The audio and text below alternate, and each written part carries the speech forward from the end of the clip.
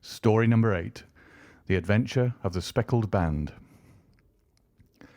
On glancing over my notes of the 70-odd cases in which I have during the last 8 years studied the methods of my friend Sherlock Holmes, I find many tragic, some comic, a large number merely strange, but none commonplace, for working as he did rather for the love of his art than for the acquirement of wealth, he refused to associate himself with any investigation which did not tend towards the unusual and even the fantastic.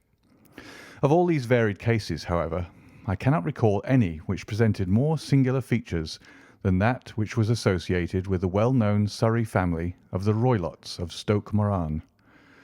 The events in question occurred in the early days of my association with Holmes, when we were sharing rooms as bachelors in Baker Street. It is possible that I might have placed them upon record before, but a promise of secrecy was made at the time, from which I have only been freed during the last month by the untimely death of the lady to whom the pledge was given. It is perhaps as well that the facts should now come to light, for I have reasons to know that there are widespread rumours as to the death of Dr. Grimsby Roylott, which tend to make the matter even more terrible than the truth. It was early in April in the year '83 that I woke one morning to find Sherlock Holmes standing fully dressed by the side of my bed. He was a late riser, as a rule, and as the clock on the mantelpiece showed me that it was only 7:15, I blinked up at him in some surprise, and perhaps just a little resentment, for I was myself regular in my habits. "Very sorry to knock you up, Watson," said he, "but it's the common lot this morning. Mrs. Hudson has been knocked up. She retorted upon me, and I on you." "What is it, then? A fire?" "No, a client. It seems that a young lady has arrived in a considerable state of excitement, who insists upon seeing me. She is waiting now in the sitting-room. Now, when young ladies wander about the metropolis at this hour of the morning and knock sleepy people up out of their beds, I presume that it is something very pressing which they should have to communicate. Should it prove to be an interesting case, you would, I am sure, wish to follow it from the outset. I thought at any rate that I should call you and give you the chance." "My dear fellow, I would not miss it for anything." I had no keener pleasure than in following Holmes in his professional investigations, and in admiring the rapid deductions, as swift as intuitions, and yet always founded on a logical basis with which he unravelled the problems which were submitted to him. I rapidly threw on my clothes, and was ready in a few minutes to accompany my friend down to the sitting-room. A lady dressed in black and heavily veiled, who had been sitting in the window, rose as we entered. "Good morning, madam," said Holmes cheerily. "My name is Sherlock Holmes. This is my intimate friend and associate, Dr. Watson, before whom you can speak as freely as before myself. Ha! I am glad to see that Mrs. Hudson has had the good sense to light the fire. Pray draw up to it, and I shall order you a cup of hot coffee, for I observe that you are shivering." "It is not cold which makes me shiver," said the woman in a low voice, changing her seat as requested. "What then?" "It is fear, Mr. Holmes. It is terror." She raised her veil as she spoke, and we could see that she was indeed in a pitiable state of agitation, her face all drawn and grey, with restless, frightened eyes like those of some hunted animal. Her features and figure were those of a woman of 30, but her hair was shot with premature grey, and her expression was weary and haggard. Sherlock Holmes ran her over with one of his quick, all-comprehensive glances.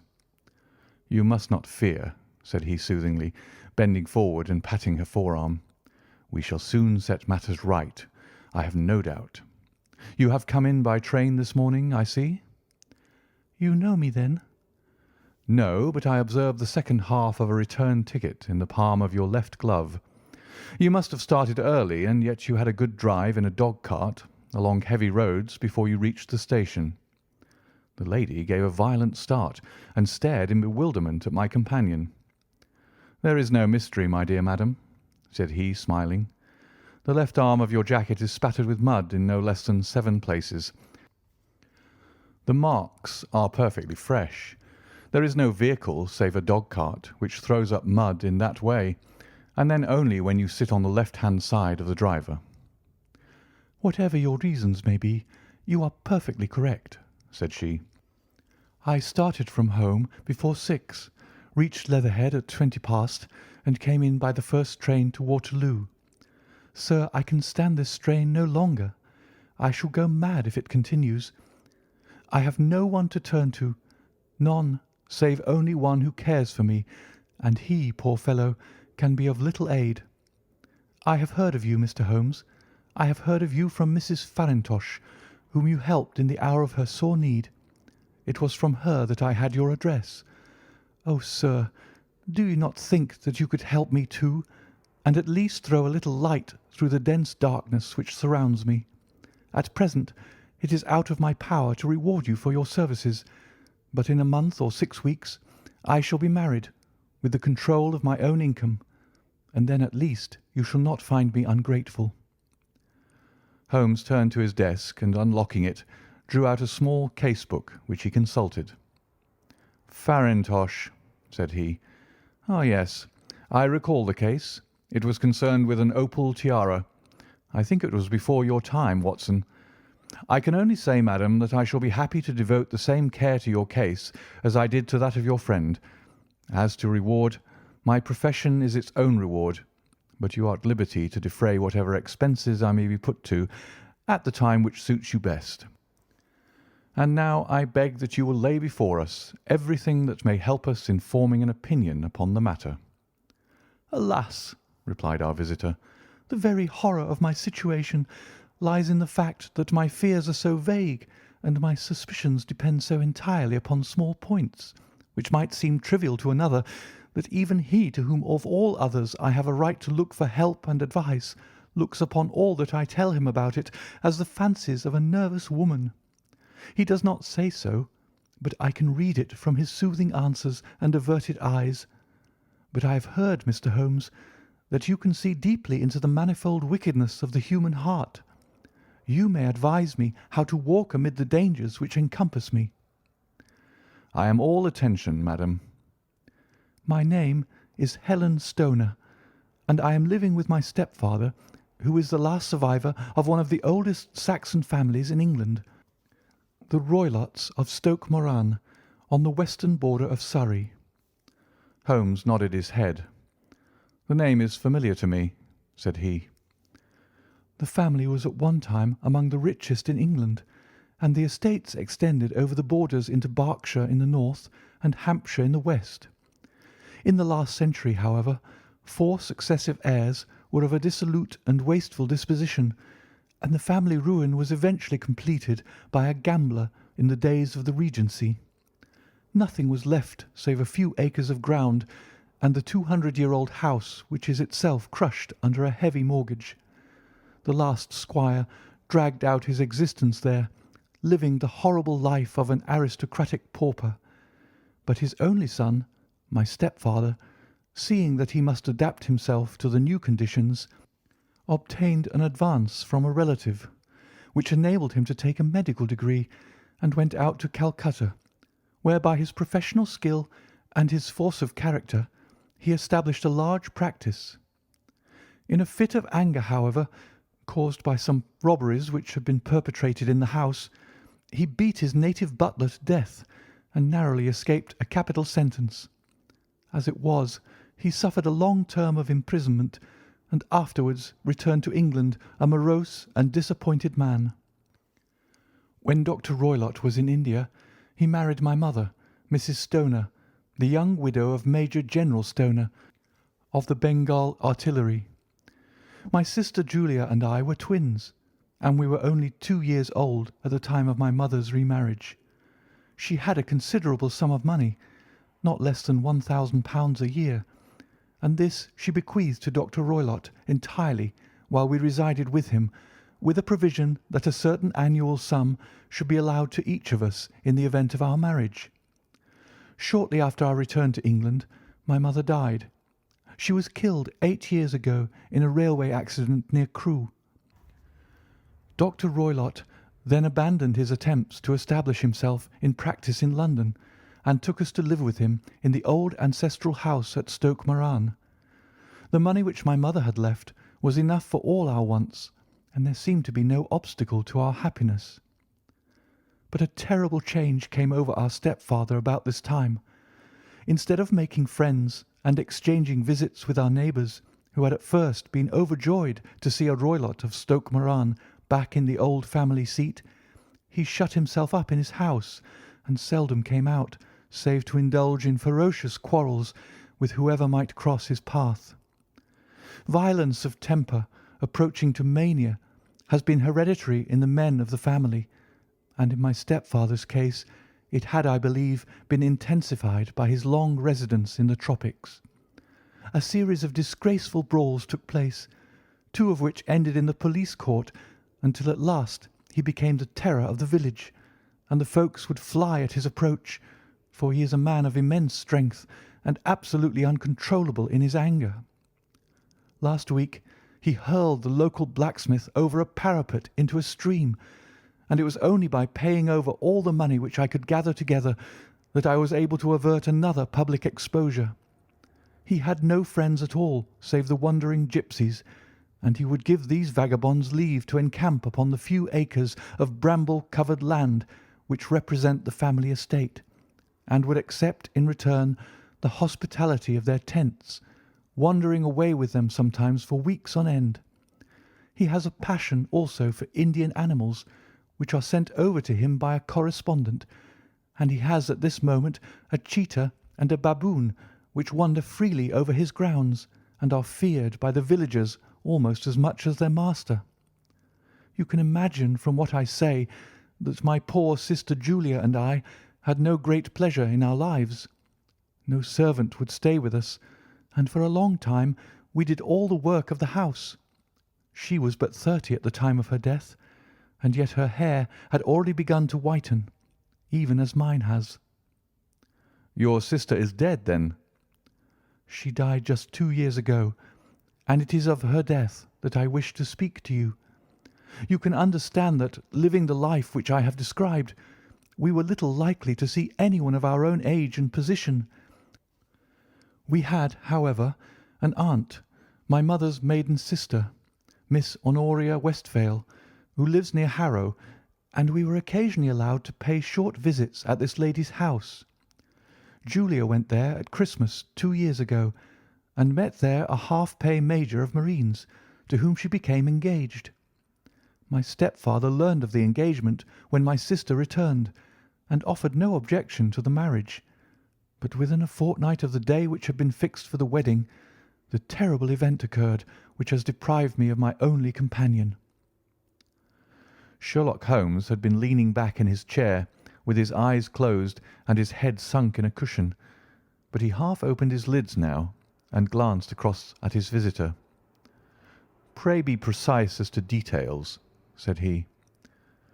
"It is easy for me to be so, for every event of that dreadful time is seared into my memory. The manor house is, as I have already said, very old, and only one wing is now inhabited. The bedrooms in this wing are on the ground floor, the sitting rooms being in the central block of the buildings. Of these bedrooms, the first is Dr. Roylott's, the second my sister's, and the third my own. There is no communication between them, but they all open out into the same corridor. Do I make myself plain?" "Perfectly so." "The windows of the 3 rooms open out upon the lawn. That fatal night Dr. Roylott had gone to his room early, though we knew that he had not retired to rest, for my sister was troubled by the smell of the strong Indian cigars which it was his custom to smoke. She left her room, therefore, and came into mine, where she sat for some time, chatting about her approaching wedding. At 11 o'clock she rose to leave me, but she paused at the door and looked back. "Tell me, Helen," said she, "have you ever heard anyone whistle in the dead of the night?" "Never," said I. "I suppose that you could not possibly whistle yourself in your sleep?" "Certainly not. But why?" "Because during the last few nights I have always, about 3 in the morning, heard a low, clear whistle. I am a light sleeper, and it has awakened me. I cannot tell where it came from, perhaps from the next room, perhaps from the lawn. I thought that I would just ask you whether you had heard it." "No, I have not. It must be those wretched gipsies in the plantation." "Very likely. And yet if it were on the lawn, I wonder that you did not hear it also." "Ah, but I sleep more heavily than you." "Well, it is of no great consequence at any rate." She smiled back at me, closed my door, and a few moments later I heard her key turn in the lock. "Indeed," said Holmes. "Was it your custom always to lock yourselves in at night?" "Always." "And why?" "I think that I mentioned to you that the doctor kept a cheetah and a baboon. We had no feeling of security unless our doors were locked." "Quite so. Pray proceed with your statement." "I could not sleep that night. A vague feeling of impending misfortune impressed me. My sister and I, you will recollect, were twins, and you know how subtle are the links which bind two souls which are so closely allied. It was a wild night. The wind was howling outside, and the rain was beating and splashing against the windows. Suddenly, amid all the hubbub of the gale, there burst forth the wild scream of a terrified woman. I knew that it was my sister's voice. I sprang from my bed, wrapped a shawl around me, and rushed into the corridor. As I opened my door, I seemed to hear a low whistle, such as my sister described, and a few moments later a clanging sound, as if a mass of metal had fallen. As I ran down the passage, my sister's door was unlocked and revolved slowly upon its hinges. I stared at it, horror-stricken, not knowing what was about to issue from it. By the light of the corridor lamp, I saw my sister appear at the opening, her face blanched with terror, her hands groping for help, her whole figure swaying to and fro like that of a drunkard. I ran to her and threw my arms around her, but at that moment her knees seemed to give way and she fell to the ground. She writhed as one who is in terrible pain, and her limbs were dreadfully convulsed. At first I thought that she had not recognized me, but as I bent over her, she suddenly shrieked out in a voice which I shall never forget, "Oh, my God, Helen! It was the band, the speckled band!" There was something else which she would fain have said, and she stabbed with her finger into the air in the direction of the doctor's room. But a fresh convulsion seized her and choked her words. I rushed out, calling loudly for my stepfather, and I met him hastening from his room in his dressing gown.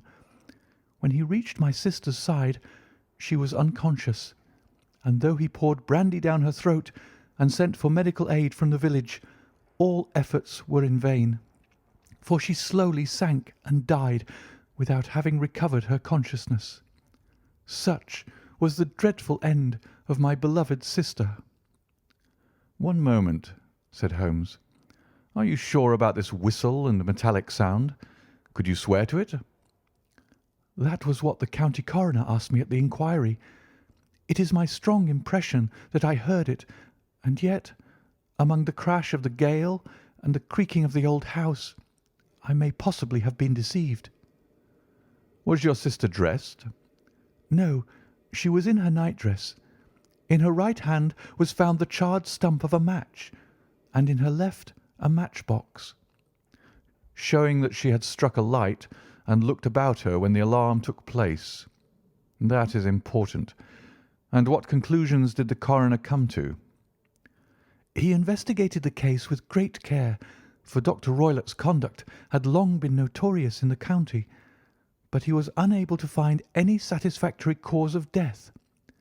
My evidence showed that the door had been fastened upon the inner side, and the windows were blocked by old-fashioned shutters with broad iron bars, which were secured every night. The walls were carefully sounded, and were shown to be quite solid all round, and the flooring was also thoroughly examined, with the same result.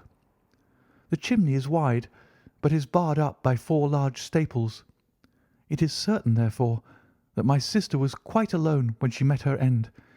Besides, there were no marks of any violence upon her." How about poison? The doctors examined her for it, but without success. What do you think that this unfortunate lady died of, then? It is my belief that she died of pure fear and nervous shock, though what it was that frightened her I cannot imagine. Were there gipsies in the plantation at the time? Yes, there are nearly always some there. Ah, and what did you gather from this allusion to a band, a speckled band? Sometimes I have thought that it was merely the wild talk of delirium, sometimes that it may have referred to some band of people, perhaps to these very gipsies in the plantation. I do not know whether the spotted handkerchiefs which so many of them wear over their heads might have suggested the strange adjective which she used. Holmes shook his head like a man who is far from being satisfied. "These are very deep waters," said he.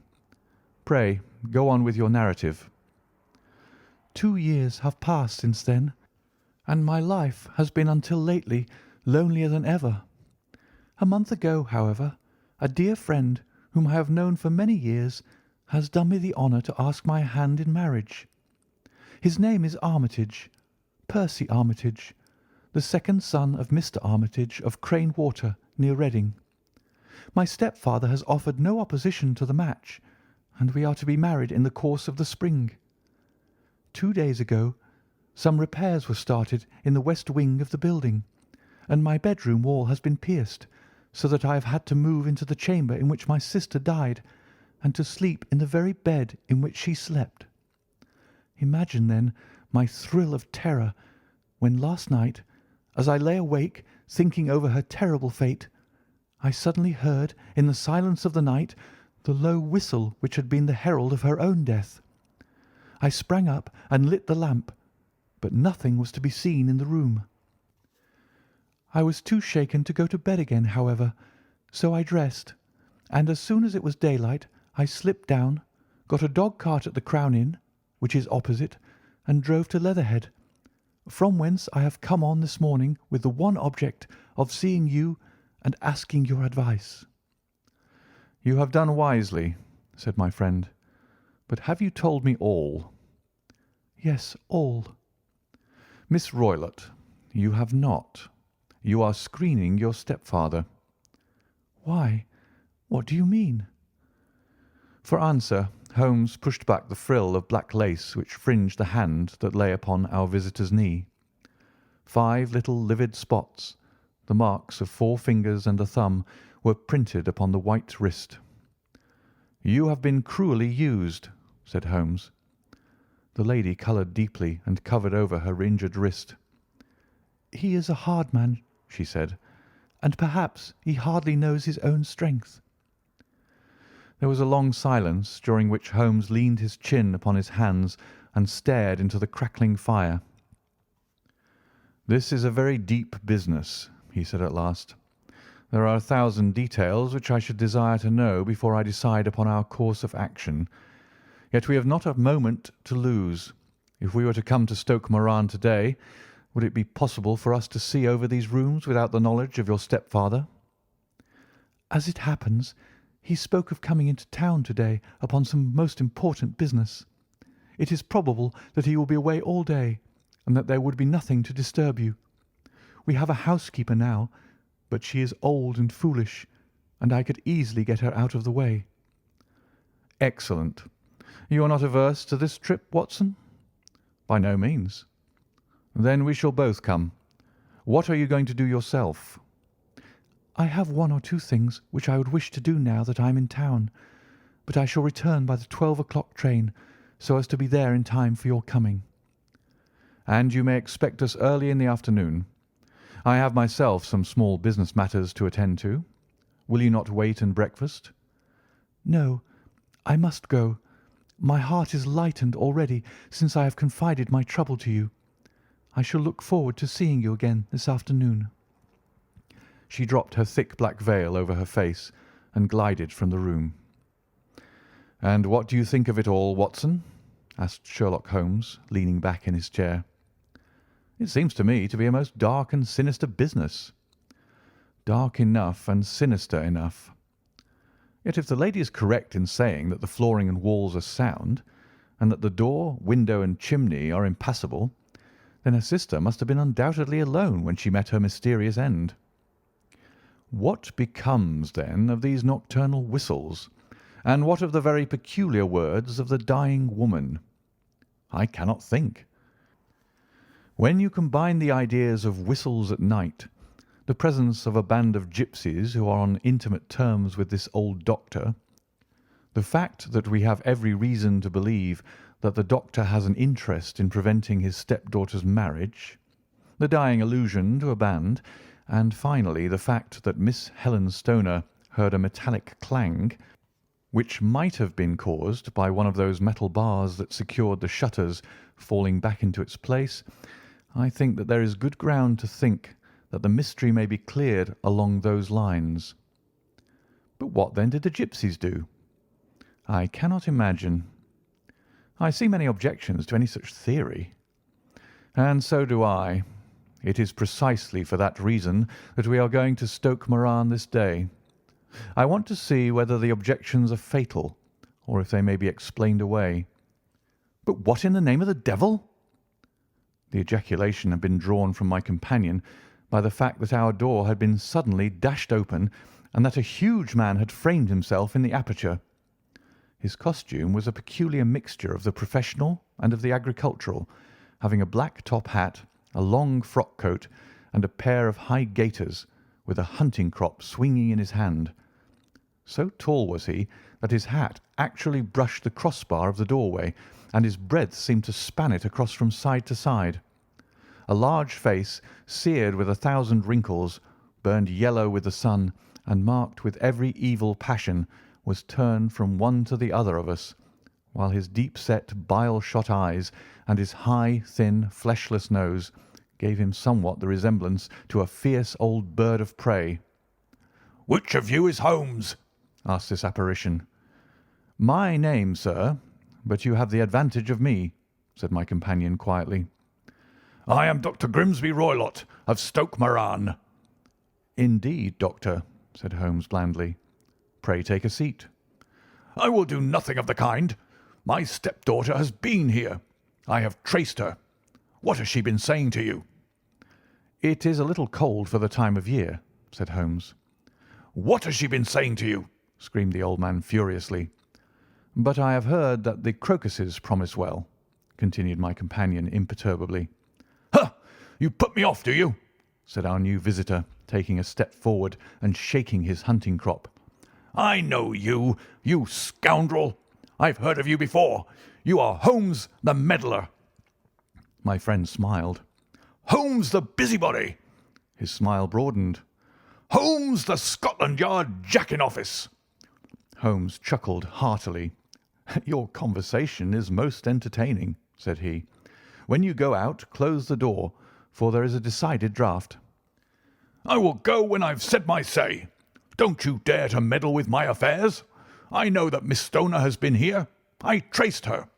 I am a dangerous man to fall foul of. See here." He stepped swiftly forward, seized the poker, and bent it into a curve with his huge brown hands. "See that you keep yourself out of my grip," he snarled, and hurling the twisted poker into the fireplace, he strode out of the room. "He seems a very amiable person," said Holmes, laughing. "I'm not quite so bulky, but if he had remained, I might have shown him that my grip was not much more feeble than his own." As he spoke, he picked up the steel poker and, with a sudden effort, straightened it out again. Fancy his having the insolence to confound me with the official detective force. This incident gives zest to our investigation, however, and I only trust that our little friend will not suffer from her imprudence in allowing this brute to trace her. And now, Watson, we shall order breakfast, and afterwards I shall walk down to Doctors' Commons, where I hope to get some data which may help us in this matter. It was nearly 1 o'clock when Sherlock Holmes returned from his excursion. He held in his hand a sheet of blue paper, scrawled over with notes and figures.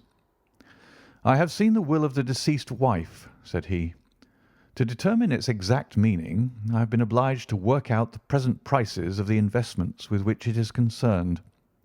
The total income, which at the time of the wife's death was little short of £1,100, is now, through the fall of agricultural prices, not more than £750.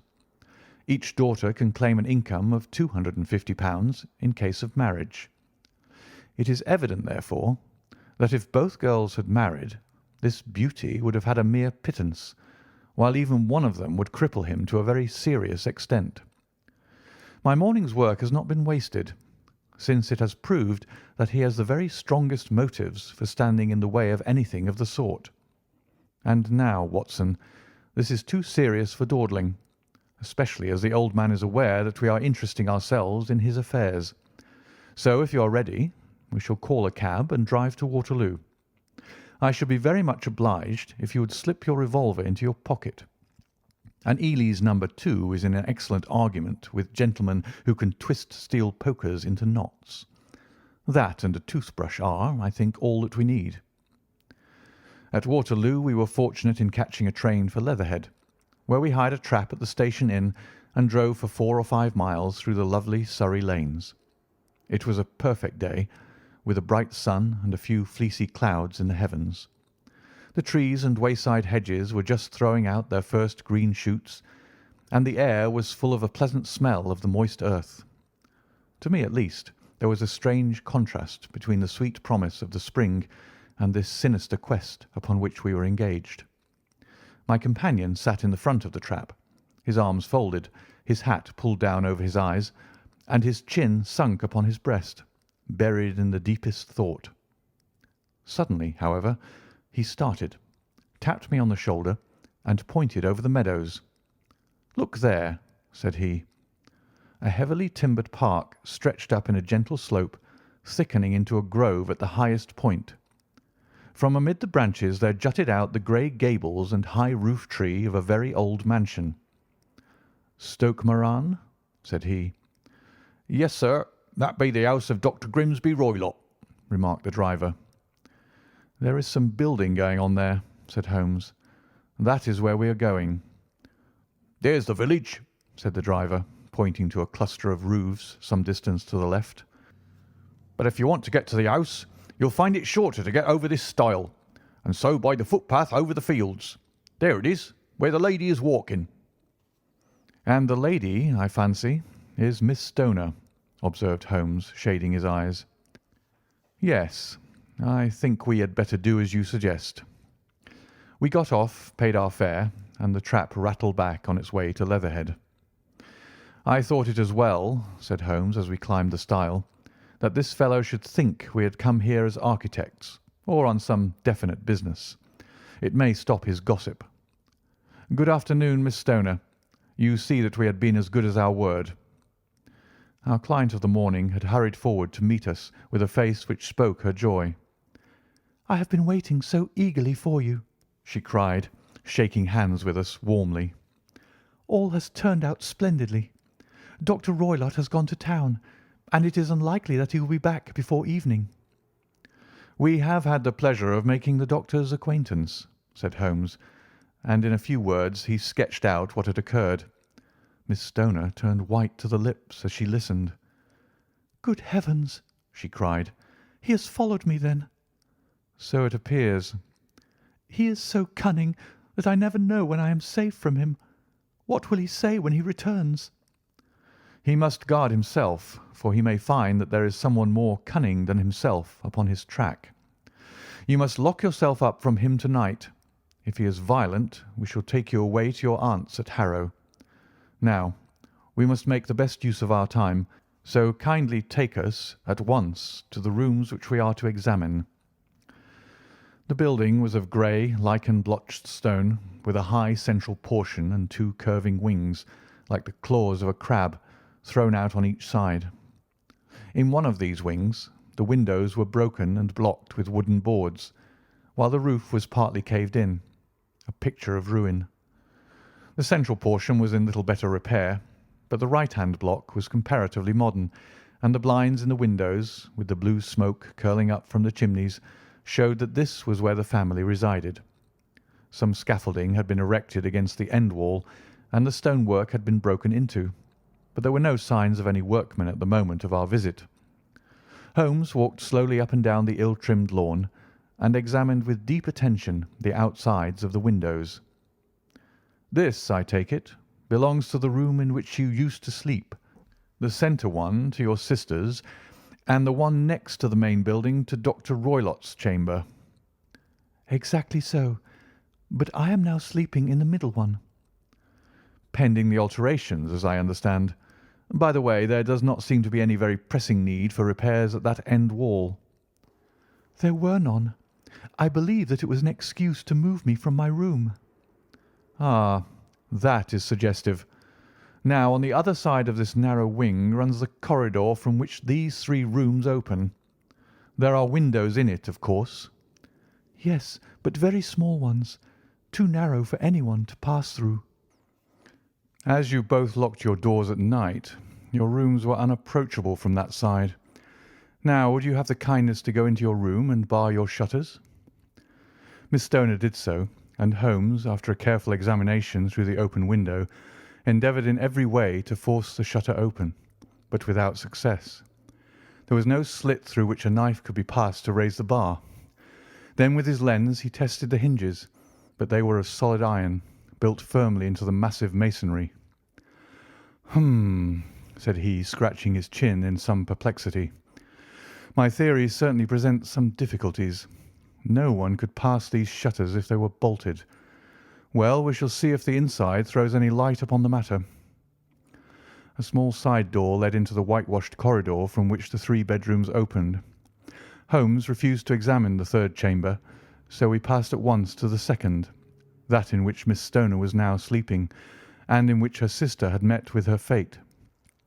It was a homely little room, with a low ceiling and a gaping fireplace, after the fashion of old country houses. A brown chest of drawers stood in one corner, a narrow white counterpaned bed in another, and a dressing table on the left-hand side of the window.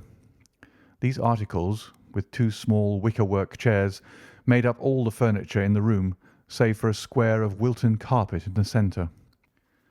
The boards round and the panelling of the walls were of brown, worm-eaten oak, so old and discoloured that it may have dated from the original building of the house.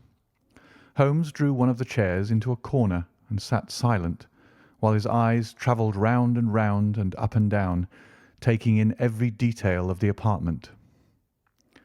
"Where does that bell communicate with?"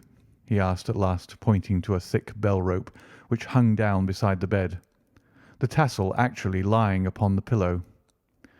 "It goes to the housekeeper's room." "It looks newer than the other things." "Yes, it was only put there a couple of years ago." "Your sister asked for it, I suppose?" "No, I never heard of her using it. We used always to get what we wanted for ourselves." "Indeed. It seemed unnecessary to put so nice a bell pull there. You will excuse me for a few minutes while I satisfy myself as to this floor." He threw himself down upon his face with his lens in his hand and crawled swiftly backward and forward, examining minutely the cracks between the boards. Then he did the same with the woodwork with which the chamber was panelled. Finally, he walked over to the bed and spent some time in staring at it and in running his eye up and down the wall. Finally, he took the bell rope in his hand and gave it a brisk tug. "Why, it's a dummy," said he. "Won't it ring?" "No, it is not even attached to a wire. This is very interesting. You can see now that it is fastened to a hook just above where the little opening for the ventilator is." "How very absurd! I never noticed that before." "Very strange," muttered Holmes, pulling at the rope. "There are 1 or 2 very singular points about this room. For example, what a fool a builder must be to open a ventilator into another room when, with the same trouble, he might have communicated with the outside, sir." "That is also quite modern," said the lady. "Done about the same time as the bell rope?" remarked Holmes. "Yes, there were several little changes carried out about that time." "They seem to have been of a most interesting character. Dummy bell ropes and ventilators which do not ventilate. With your permission, Miss Stoner, we shall now carry our researches into the inner apartment." Dr. Grimesby Roylott's chamber was larger than that of his stepdaughter, but was as plainly furnished. A camp bed, a small wooden shelf full of books, mostly of a technical character, an armchair beside the bed, a plain wooden chair against the wall, a round table, and a large iron safe were the principal things which met the eye. Holmes walked slowly round and examined each and all of them with the keenest interest. "What's in here?" he asked, tapping the safe. "My stepfather's business papers." "Oh, you have been inside, then?" "Only once, some years ago. I remember that it was full of papers." "There isn't a cat in it, for example?" "No. What a strange idea." "Well, look at this." He took up a small saucer of milk which stood on top of it. "No, we don't keep a cat, but there is a cheetah and a baboon." "Ah, yes, of course.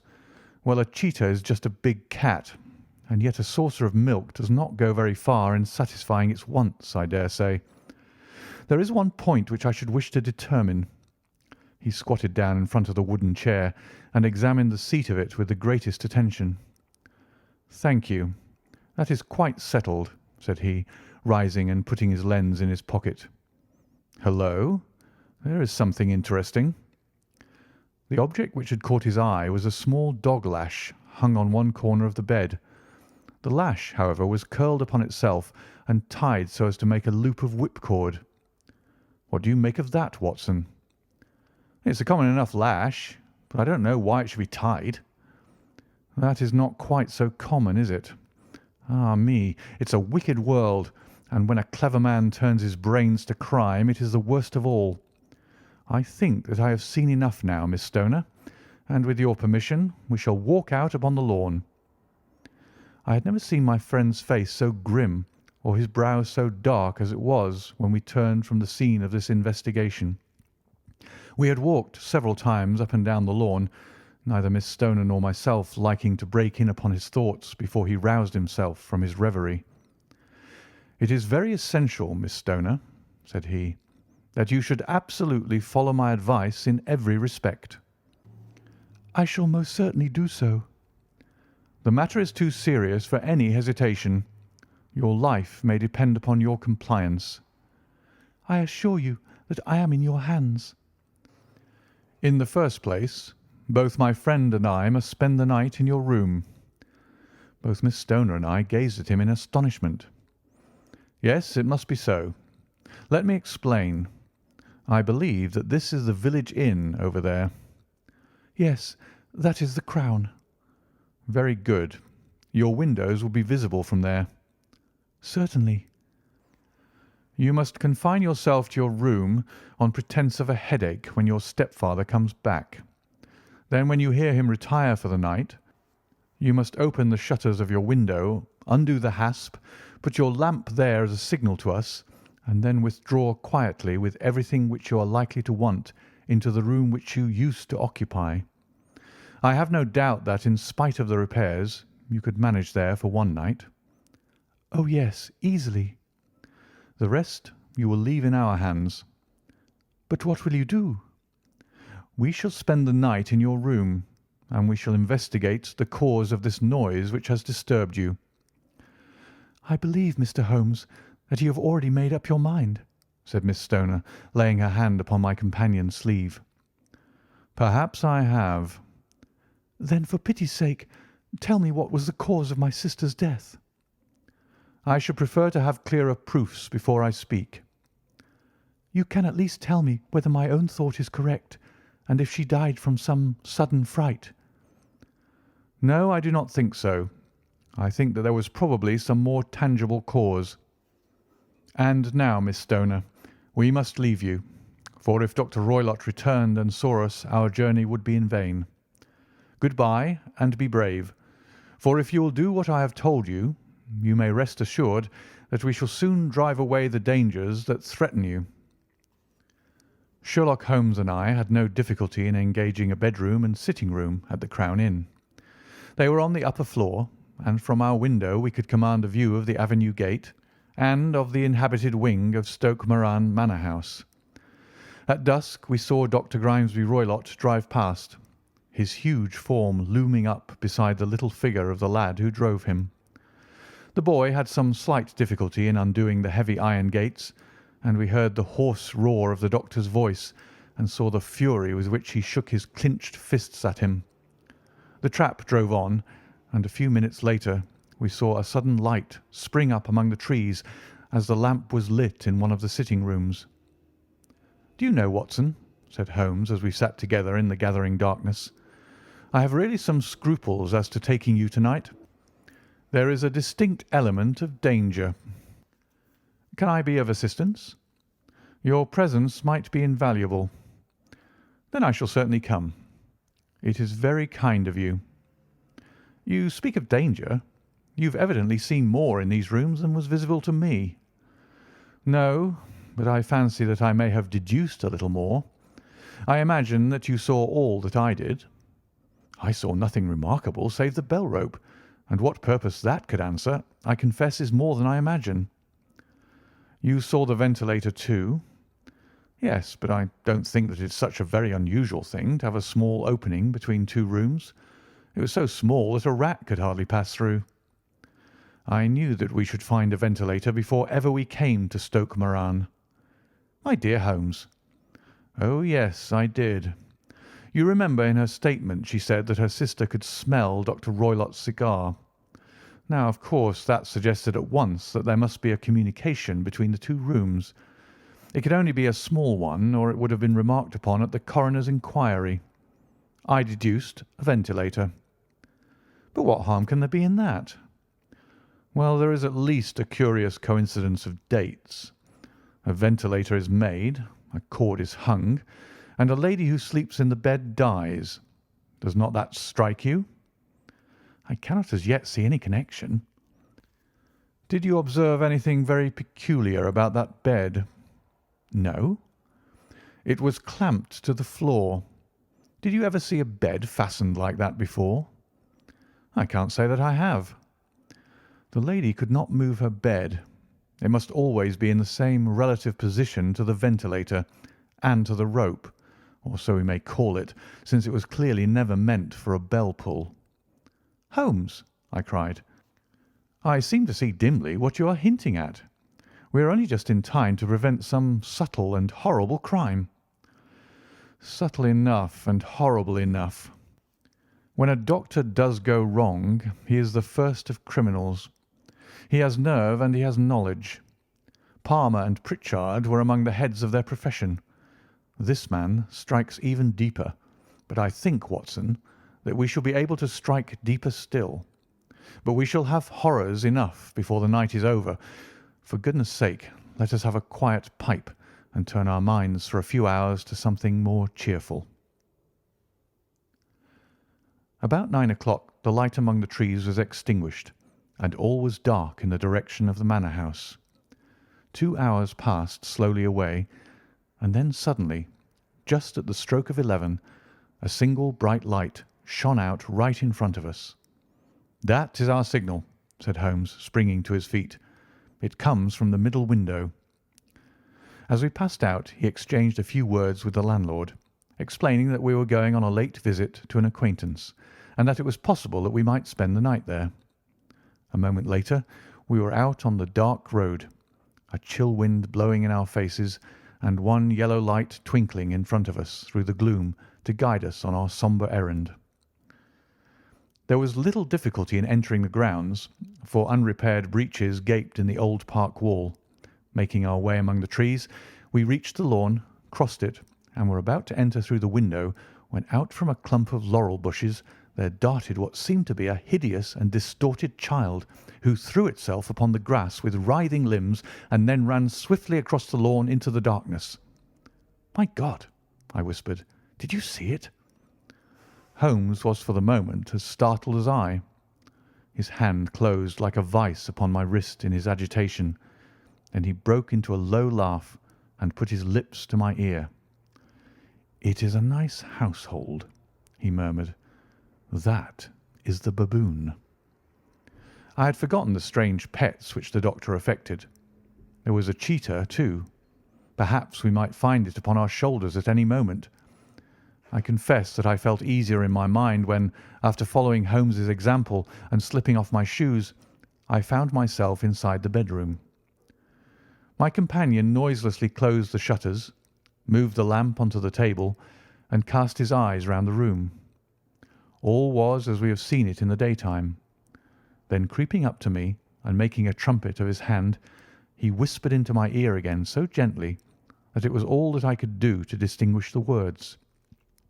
"The least sound would be fatal to our plans." I nodded to show that I had heard. "We must sit without light.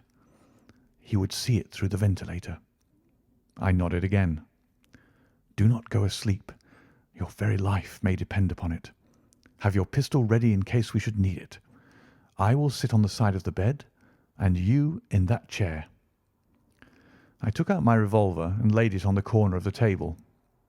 Holmes had brought up a long, thin cane, and this he placed upon the bed beside him. By it he laid the box of matches and the stump of a candle. Then he turned down the lamp, and we were left in darkness. How shall I ever forget that dreadful vigil? I could not hear a sound, not even the drawing of a breath, and yet I knew that my companion sat open-eyed within a few feet of me in the same state of nervous tension in which I was myself. The shutters cut off the least ray of light, and we waited in absolute darkness. From outside came the occasional cry of a night bird, and once at our very window a long-drawn cat-like whine, which told us that the cheetah was indeed at liberty. Far away we could hear the deep tones of the parish clock, which boomed out every quarter of an hour. How long they seemed, those quarters! 12 struck, and 1, and 2, and 3, and still we sat waiting silently for whatever might befall. Suddenly there was the momentary gleam of a light up in the direction of the ventilator, which vanished immediately, but was succeeded by a strong smell of burning oil and heated metal. Someone in the next room had lit a dark lantern. I heard a gentle sound of movement, and then all was silent once more, though the smell grew stronger. For half an hour I sat with straining ears. Then suddenly another sound became audible, a very gentle, soothing sound, like that of a small jet of steam escaping continually from a kettle. The instant that we heard it, Holmes sprang from the bed, struck a match, and lashed furiously with his cane at the bell pull. "You see it, Watson?" he yelled. "You see it?" But I saw nothing. At the moment when Holmes struck the light, I heard a low, clear whistle, but the sudden glare flashing into my weary eyes made it impossible for me to tell what it was at which my friend lashed so savagely. I could, however, see that his face was deadly pale and filled with horror and loathing. He had ceased to strike, and was gazing up at the ventilator, when suddenly there broke from the silence of the night the most horrible cry to which I have ever listened. It swelled up louder and louder, a hoarse yell of pain and fear and anger, all mingled in the one dreadful shriek. They say that away down in the village, and even in the distant parsonage, that cry raised the sleepers from their beds. It struck cold to our hearts, and I stood gazing at Holmes and he at me, until the last echoes of it had died away into the silence from which it rose. "What can it mean?" I gasped. "It means that it is all over," Holmes answered, "and perhaps, after all, it is for the best. Take your pistol, and we will enter Dr. Roylott's room." With a grave face he lit the lamp and led the way down the corridor. Twice he struck at the chamber door without any reply from within. Then he turned the handle and entered, I at his heels with the cocked pistol in my hand. It was a singular sight which met our eyes. On the table stood a dark lantern with the shutter half open, throwing a brilliant beam of light upon the iron safe, the door of which was ajar. Beside this table, on the wooden chair, sat Dr. Grimesby Roylott, clad in a long grey dressing-gown, his bare ankles protruding beneath, and his feet thrust into red heelless Turkish slippers. Across his lap lay the short stock with the long lash which we had noticed during the day. His chin was cocked upward, and his eyes were fixed in a dreadful, rigid stare at the corner of the ceiling. Round his brow he had a peculiar yellow band with brownish speckles, which seemed to be bound tightly around his head. As we entered, he made neither sound nor motion. "The band, the speckled band," whispered Holmes. I took a step forward. In an instant his strange headgear began to move, and there reared itself from among his hair the squat, diamond-shaped head and puffed neck of a loathsome servant. "It is a swamp adder," cried Holmes, "the deadliest snake in India. He has died within 10 seconds of being bitten. Violence does, in truth, recoil upon the violent, and the schemer falls into the pit which he digs for another. Let us thrust this creature back into its den, and we can then remove Miss Stoner to some place of shelter, and let the county police know what has happened." As he spoke, he drew the dog whip swiftly from the dead man's lap, and throwing the noose round the reptile's neck, he drew it from its horrid perch, and carrying it at arm's length, threw it into the iron safe, which he closed upon it. Such are the true facts of the death of Dr. Grimesby Roylott of Stoke Moran. It is not necessary that I should prolong a narrative which has already run to too great a length by telling how we broke the sad news to the terrified girl, how we conveyed her by the morning train to the care of her good aunt at Harrow, of how the slow process of official inquiry came to the conclusion that the doctor met his fate while indiscreetly playing with a dangerous pet. The little which I had yet to learn of the case was told me by Sherlock Holmes as we travelled back next day. "I had," said he, "come to an entirely erroneous conclusion, which shows, my dear Watson, how dangerous it is always to reason from insufficient data. The presence of the gipsies, and the use of the word band, which was used by the poor girl no doubt to explain the appearance which she had caught a hurried glimpse of by the light of her match, were sufficient to put me upon an entirely wrong scent. I can only claim the merit that I instantly reconsidered my position when, however, it became clear to me that whatever danger threatened an occupant of the room could not come either from the window or the door. My attention was speedily drawn, as I have already remarked to you, to this ventilator, and to the bell rope which hung down to the bed.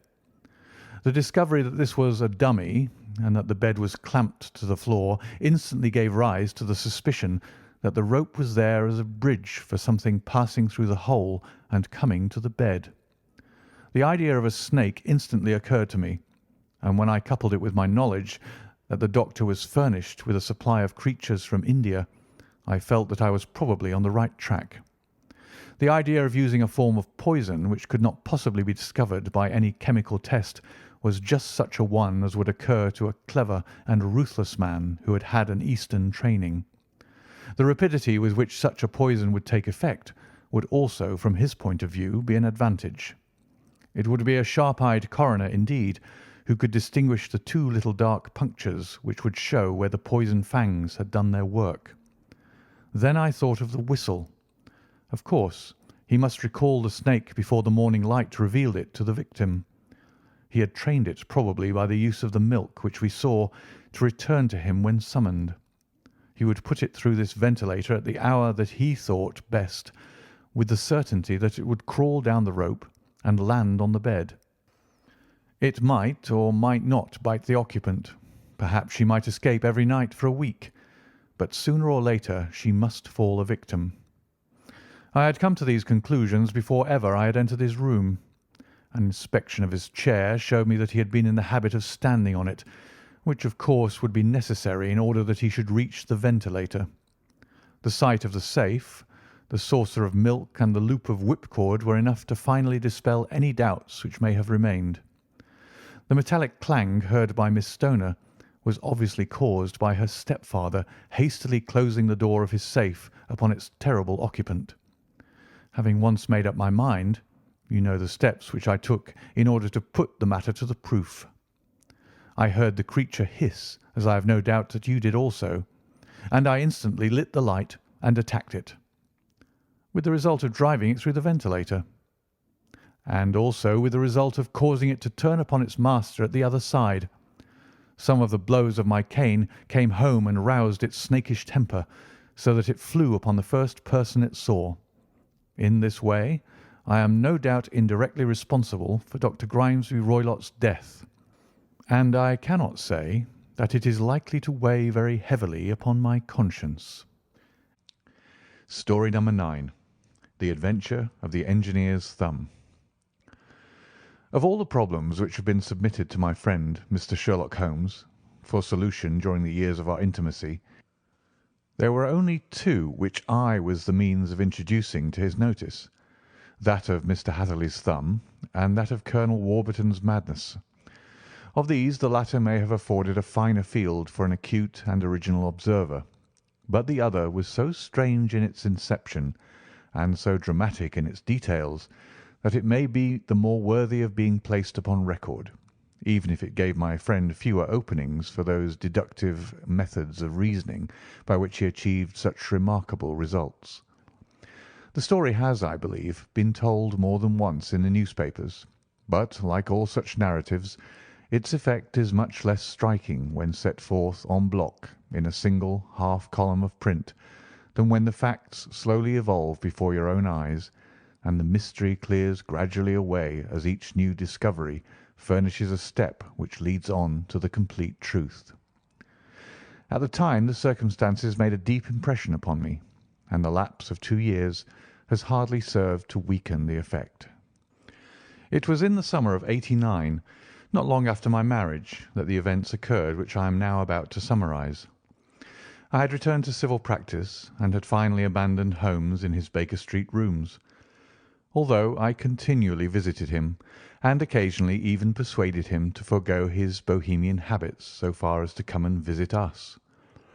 My practice had steadily increased, and as I happened to live at no very great distance from Paddington Station, I got a few patients from among the officials. One of these, whom I had cured of a painful and lingering disease, was never weary of advertising my virtues and of endeavouring to send me on every sufferer over whom he might have any influence.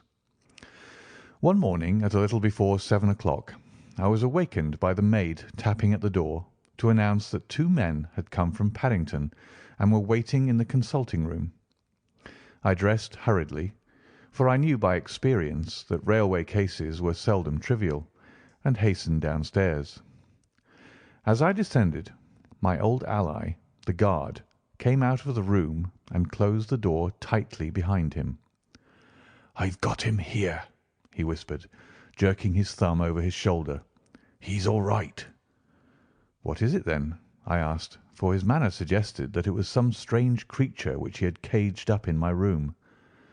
"It's a new patient," he whispered. "I thought I'd bring him round myself, then he couldn't slip away. There he is, all safe and sound. I must go now, Doctor. I have my duties, just the same as you." And off he went, this trusty tout, without even giving me time to thank him. I entered my consulting room and found a gentleman seated by the table. He was quietly dressed in a suit of heather tweed with a soft cloth cap which he had laid down upon my books. Round one of his hands he had a handkerchief wrapped which was mottled all over with bloodstains. He was young, not more than 25, I would say, with a strong masculine face, but he was exceedingly pale and gave me the impression of a man who was suffering from some strong agitation which it took all his strength of mind to control. "I'm sorry to knock you up so early, Doctor," said he, "but I've had a very serious accident during the night. I came in by train this morning, and on inquiring at Paddington as to where I might find a doctor, a worthy fellow very kindly escorted me here. I gave the maid a card, but I see that she's left it upon the side table." I took it up and glanced at it. "Mr. Victor Hatherley, hydraulic engineer, 16A Victoria Street, 3rd floor." That was the name, style, and abode of my morning visitor. "I regret that I have kept you waiting," said I, sitting down in my library chair. "You are fresh from a night journey, I understand, which is in itself a monotonous occupation." "Oh, my night could not be called monotonous," said he, and laughed. He laughed very heartily, with a high, ringing note, leaning back in his chair and shaking his sides. All my medical instincts rose up against that laugh. "Stop it!" I cried. "Pull yourself together." And I poured out some water from a carafe. It was useless, however. He was off in one of those hysterical outbursts which come upon a strong nature when some great crisis is over and gone. Presently he came to himself once more, very weary and pale-looking. "I have been making a fool of myself," he gasped. "Not at all. Drink this." I dashed some brandy into the water, and the colour began to come back to his bloodless cheeks. "That's better," said he. "And now, doctor, perhaps you would kindly attend to my thumb, or rather to the place where my thumb used to be." He unwound the handkerchief and held out his hand. It gave even my hardened nerves a shudder to look at it. There were 4 protruding fingers, and a horrid red spongy surface where the thumb should have been. It had been hacked or torn right out from the roots. "Good heavens!" I cried. "This is a terrible injury. It must have bled considerably." "Yes, it did. I fainted when it was done, and I think that I must have been senseless for a long time. When I came to, I found that it was still bleeding, so I tied one end of my handkerchief very tightly around the wrist and braced it up with a twig." "Excellent. You should have been a surgeon." "It is a question of hydraulics, you see, and came within my own province." "This has been done," said I, examining the wound, "by a very heavy and sharp instrument." "A thing like a cleaver," said he. "An accident, I presume?" "By no means." "What? A murderous attack?" "Very murderous indeed." "You horrify me." I sponged the wound, cleaned it, dressed it, and finally covered it over with cotton wadding and carbolized bandages. He lay back without wincing, though he bit his lip from time to time. "How is that?" I asked when I had finished. "Capital. Between your brandy and your bandage, I feel a new man. I was very weak, but I've had a good deal to go through." "Perhaps you had better not speak of the matter. It is evidently trying to your nerves." "Oh, no, not now. I shall have to tell my tale to the police. But, between ourselves, if it were not for the convincing evidence of this wound of mine, I should be surprised if they believe my statement, for it is a very extraordinary one, and I have not much in the way of proof with which to back it up. And even if they believe me, the clues which I can give them are so vague that it is a question whether justice will be done." "Ha!" cried I. "If it is anything in the nature of a problem which you desire to see solved, I should strongly recommend you to come to my friend, Mr. Sherlock Holmes, before you go to the official police." "Oh, I have heard of that fellow," answered my visitor, "and I shall be very glad if he would take the matter up, though of course I must use the official police as well. Would you give me an introduction to him?" "I'll do better. I'll take you round to him myself." "I shall be immensely obliged to you." "We'll call a cab and go together. We shall just be in time to have a little breakfast with him. Do you feel equal to it?" "Yes. I shall not feel easy until I've told my story." "Then my servant will call a cab, and I shall be with you in an instant." I rushed upstairs, explained the matter shortly to my wife, and in 5 minutes was inside a hansom, driving with my new acquaintance to Baker Street. Sherlock Holmes was, as I expected, lounging about his sitting-room in his dressing-gown, reading the agony column of the Times, and smoking his before-breakfast pipe, which was composed of all the plugs and dottles left from his smokes of the day before, all carefully dried and collected on the corner of the mantelpiece. He received us in his quietly genial fashion, ordered fresh rashers and eggs, and joined us in a hearty meal. When it was concluded, he settled our new acquaintance upon the sofa, placed a pillow beneath his head, and laid a glass of brandy and water within his reach. "It is easy to see that your experience has been no common one, Mr. Hatherley," said he. "Pray, lie down there and make yourself absolutely at home. Tell us what you can, but stop when you're tired, and keep up your strength with a little stimulant." "Thank you," said my patient, "but I have felt another man since the doctor bandaged me, and I think that your breakfast has completed the cure. I shall take up as little of your valuable time as possible, so I shall start at once upon my peculiar experiences." Holmes sat in his big armchair with the weary, heavy-lidded expression which veiled his keen and eager nature, while I sat opposite to him, and we listened in silence to the strange story which our visitor detailed to us. "You must know," said he, "that I am an orphan and a bachelor, residing alone in lodgings in London. By profession I am a hydraulic engineer, and I have had considerable experience of my work during the 7 years that I was apprenticed to Venner and Matheson, the well-known firm of Greenwich.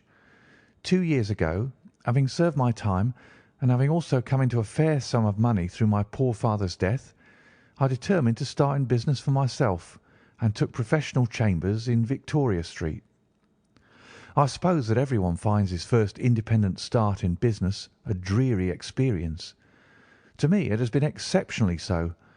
During 2 years I have had 3 consultations and 1 small job, and that is absolutely all that my profession has brought to me. My gross takings amount to £27 10s. Every day from 9 in the morning until 4 in the afternoon I waited in my little den until at last my heart began to sink, and I came to believe that I should never have any practice at all. Yesterday, however, just as I was thinking of leaving the office, my clerk entered to say there was a gentleman waiting who wished to see me upon business. He brought up a card, too, with the name of Colonel Lysander Stark engraved upon it. Close at his heels came the colonel himself, a man rather over the middle size, but of an exceeding thinness. I do not think that I have ever seen so thin a man. His whole face sharpened away into nose and chin, and the skin of his cheeks was drawn quite tense over his outstanding bones. Yet this emaciation seemed to be his natural habit, and due to no disease, for his eye was bright, his step brisk, and his bearing assured. He was plainly but neatly dressed, and his age, I should judge, would be nearer 40 than 30. "Mr. Hatherley," said he, with something of a German accent, "you have been recommended to me, Mr. Hatherley, as being a man who is not only proficient in his profession, but is also discreet and capable of preserving a secret." I bowed, feeling as flattered as any young man would at such an address. "May I ask who it was who gave me so good a character?" "Well, perhaps it is better that I should not tell you that just at this moment. I have it from the same source that you are both an orphan and a bachelor, and are residing alone in London." "That is quite correct," I answered, "but you will excuse me if I say that I cannot see how all this bears upon my professional qualifications. I understand that it was on a professional matter that you wished to speak to me." "Undoubtedly so, but you will find that all I say is really to the point. I have a professional commission for you, but absolute secrecy is quite essential. Absolute secrecy. You understand? And of course we may expect that more from a man who is alone than from one who lives in the bosom of his family." "If I promise to keep a secret," said I, "you may absolutely depend upon my doing so." He looked very hard at me as I spoke, and it seemed to me that I had never seen so suspicious and questioning an eye. "Do you promise, then?" said he at last. "Yes, I promise." "Absolute and complete silence before, during, and after. No reference to the matter at all, either in word or writing." "I have already given you my word." "Very good." He suddenly sprang up, and darting like lightning across the room, he flung open the door. The passage outside was empty. "That's all right," said he, coming back. "I know that clerks are sometimes curious as to their master's affairs.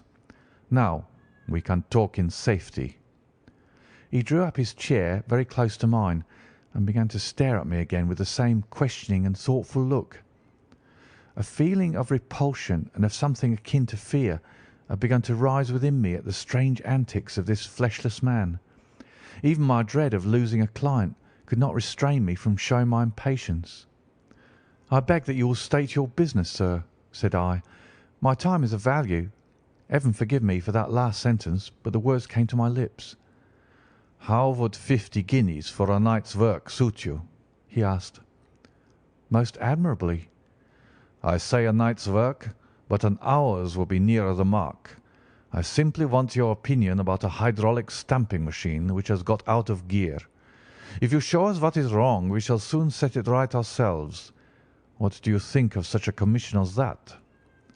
The work appears to be light and the pay munificent. Precisely so. We shall want you to come tonight by the last train. Where to? To Eyford in Berkshire. It is a little place near the borders of Oxfordshire, and within 7 miles of Reading. There is a train from Paddington which would bring you there at about 11:15. Very good. I shall come down in a carriage to meet you. There is a drive, then? Yes, our little place is quite out in the country. It is a good 7 miles from Eyford Station. Then we can hardly get there before midnight. I suppose there will be no chance of a train back. I shall be compelled to stop the night. Yes, we could easily give you a shakedown. That is very awkward. Could I not come at some more convenient hour? We have judged it best that you should come late. It is to recompense you for any inconvenience that we are paying to you, a young and unknown man, a fee which would buy an opinion from the very heads of your profession. Still, of course, if you would like to draw out of the business, there is plenty of time to do so. I thought of the 50 guineas, and how very useful that would be to me. Not at all, said I. I shall be very happy to accommodate myself to your wishes. I should like, however, to understand a little more clearly what it is that you wish me to do. Quite so. It is very natural that the pledge of secrecy which we have exacted from you should have aroused your curiosity. I have no wish to commit you to anything without you having it all laid before you. I suppose that we are absolutely safe from eavesdroppers. Entirely. Then the matter stands thus. You are probably aware that Fuller's earth is a valuable product, and that it is only found in 1 or 2 places in England. I have heard so. Some little time ago I bought a small place, a very small place, within 10 miles of Reading. I was fortunate enough to discover that there was a deposit of Fuller's earth in one of my fields. On examining it, however, I found that its deposit was a comparatively small one, and that it formed a link between 2 very much larger ones upon the right and left, both of them, however, in the grounds of my neighbours. These good people are absolutely ignorant that their land contained that which was quite as valuable as a gold mine. Naturally, it was to my interest to buy their land before they discovered its true value. But unfortunately, I had no capital by which I could do this. I took a few of my friends into the secret, however, and they suggested that we should quietly and secretly work our own little deposit, and that in this way we should earn the money which would enable us to buy the neighbouring fields. This we have now been doing for some time, and in order to help us in our operations, we erected a hydraulic press. This press, as I have already explained, has got out of order, and we wish your advice upon the subject. We guard our secret very jealously, however, and if it once become known that we had hydraulic engineers coming to our little house, it would soon rouse inquiry, and then, if the facts came out, it would be good-bye to any chance of getting those fields and carrying out our plans. That is why I have made you promise me that you will not tell a human being that you are going to Eyford tonight. I hope that I make it all plain." "I quite follow you," said I. "The only point which I could not quite understand was what use you could make of a hydraulic press in excavating Fuller's earth, which, as I understand, is dug out like gravel from a pit." "Ah," said he carelessly, "we have our own process. We compress the earth into bricks so as to remove them without revealing what they are. But that is a mere detail. I have taken you fully into my confidence now, Mr. Hatherley, and I have shown you how I trust you. He rose as he spoke. "I shall expect you, then, at Eyford at 11:15. "I shall certainly be there." "And not a word to a soul." He looked at me with a last long, questioning gaze, and then, pressing my hand in a cold, dank grasp, he hurried from the room. Well, when I came to think it all over in cool blood, I was very much astonished, as you may both think, at this sudden commission which has been entrusted to me. On the other hand, of course, I was glad, for the fee was at least tenfold what I should have asked had I had set a price on my own services, and it was possible that this order might lead to other ones. On the other hand, the face and manner of my patron had made an unpleasant impression upon me, and I could not think that his explanation of the fuller's earth was sufficient to explain the necessity for my coming at midnight and his extreme anxiety lest I should tell anyone of my errand. However, I threw all fears to the winds, ate a hearty supper, drove to Paddington, and started off, having obeyed to the letter the injunction as to holding my tongue. At Reading I had to change not only my carriage but my station. However, I was in time for the last train to Eyford, and I reached the little dim-lit station after 11 o'clock. I was the only passenger who got out there, and there was no one upon the platform save a single sleepy porter with a lantern. As I passed out through the wicket gate, however, I found my acquaintance of the morning waiting in the shadow upon the other side. Without a word, he grasped my arm and hurried me into a carriage, the door of which was standing open. He drew up the windows on either side, tapped on the woodwork, and away we went as fast as the horse could go. "One horse?" interjected Holmes. "Yes, only one." "Did you observe the colour?" "Yes, I saw it by the side lights when I was stepping into the carriage. It was a chestnut." "Tired looking or fresh?" "Oh, fresh and glossy." "Thank you. I am sorry to have interrupted you. Pray continue your most interesting statement." Away we went then, and we drove for at least an hour. Colonel Lysander Stark had said that it was only 7 miles, but I should think, from the rate that we seemed to go, and from the time that we took, that it must have been nearer 12. He sat at my side in silence all the time, and I was aware, more than once, when I glanced in his direction, that he was looking at me with great intensity. The country roads seemed to be not very good in that part of the world, for we lurched and jolted terribly. I tried to look out the window to see something of where we were, but they were made of frosted glass, and I could make out nothing save the occasional bright blur of a passing light. Now and then I hazarded some remark to break the monotony of the journey, but the colonel answered only in monosyllables, and the conversation soon flagged. At last, however, the bumping of the road was exchanged for the crisp smoothness of a gravel drive, and the carriage came to a stand. Colonel Lysander Stark sprang out, and as I followed after him, pulled me swiftly into a porch which gaped in front of us. We stepped, as it were, right out of the carriage and into the hall, so that I failed to catch the most fleeting glance of the front of the house. The instant that I had crossed the threshold, the door slammed heavily behind us, and I heard faintly the rattle of the wheels as the carriage drove away. It was pitch dark inside the house, and the colonel fumbled about looking for matches and muttering under his breath. Suddenly a door opened at the other end of the passage, and a long golden bar of light shot out in our direction. It grew broader, and a woman appeared with a lamp in her hand, which she held above her head, pushing her face forward and peering at us. I could see that she was pretty, and from the gloss with which the light shone upon her dark dress, I knew that it was a rich material. She spoke a few words in a foreign tongue, in a tone as though asking a question, and when my companion answered in a gruff monosyllable, she gave such a start that the lamp nearly fell from her hand. Colonel Stark went up to her, whispered something in her ear, and then, pushing her back into the room from whence she had come, he walked towards me again with the lamp in his hand. "Perhaps you will have the kindness to wait in this room for a few minutes," said he, throwing open another door. It was a quiet, little, plainly furnished room with a round table in the centre, on which several German books were scattered. Colonel Stark laid down the lamp on the top of a harmonium beside the door. "I shall not keep you waiting an instant," said he, and vanished into the darkness. I glanced at the books upon the table, and in spite of my ignorance of German, I could see that two of them were treatises on science, the others being volumes of poetry.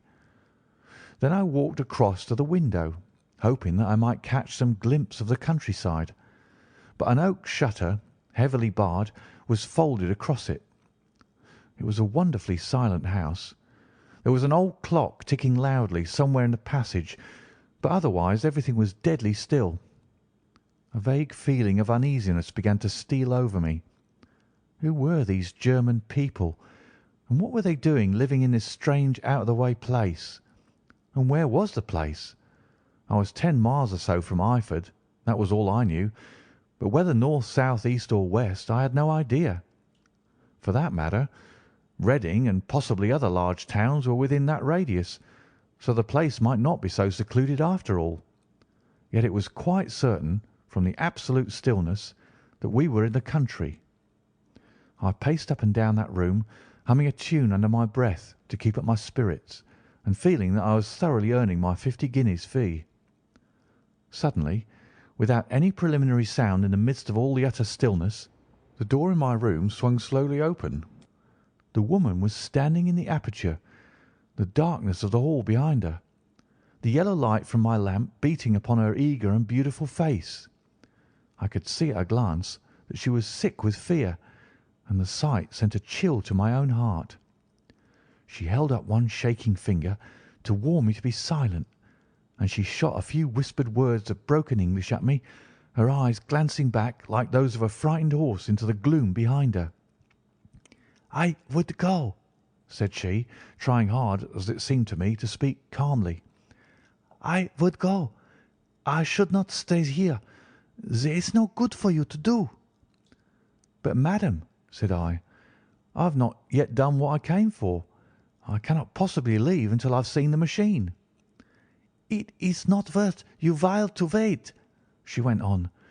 "You can pass through the door. No one hinders."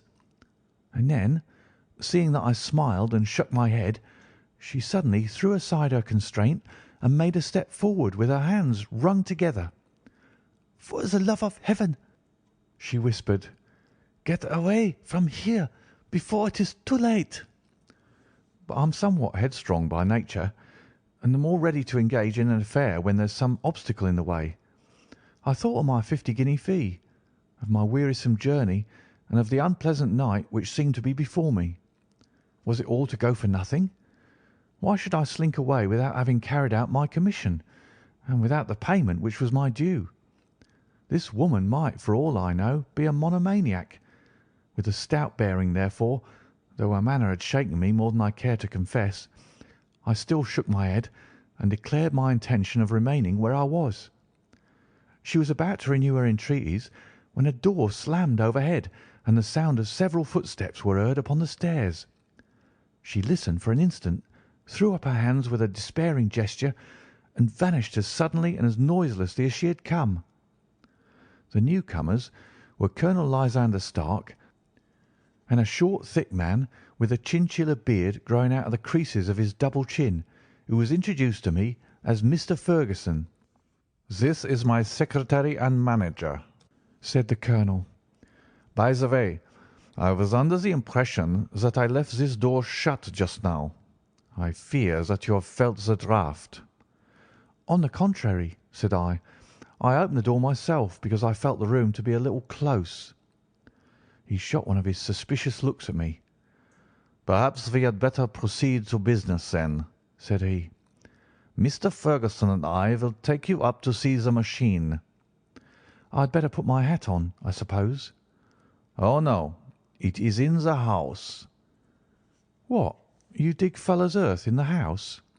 "No, no, this is only where we compress it. But never mind that. All we wish you to do is to examine the machine and to let us know what is wrong with it."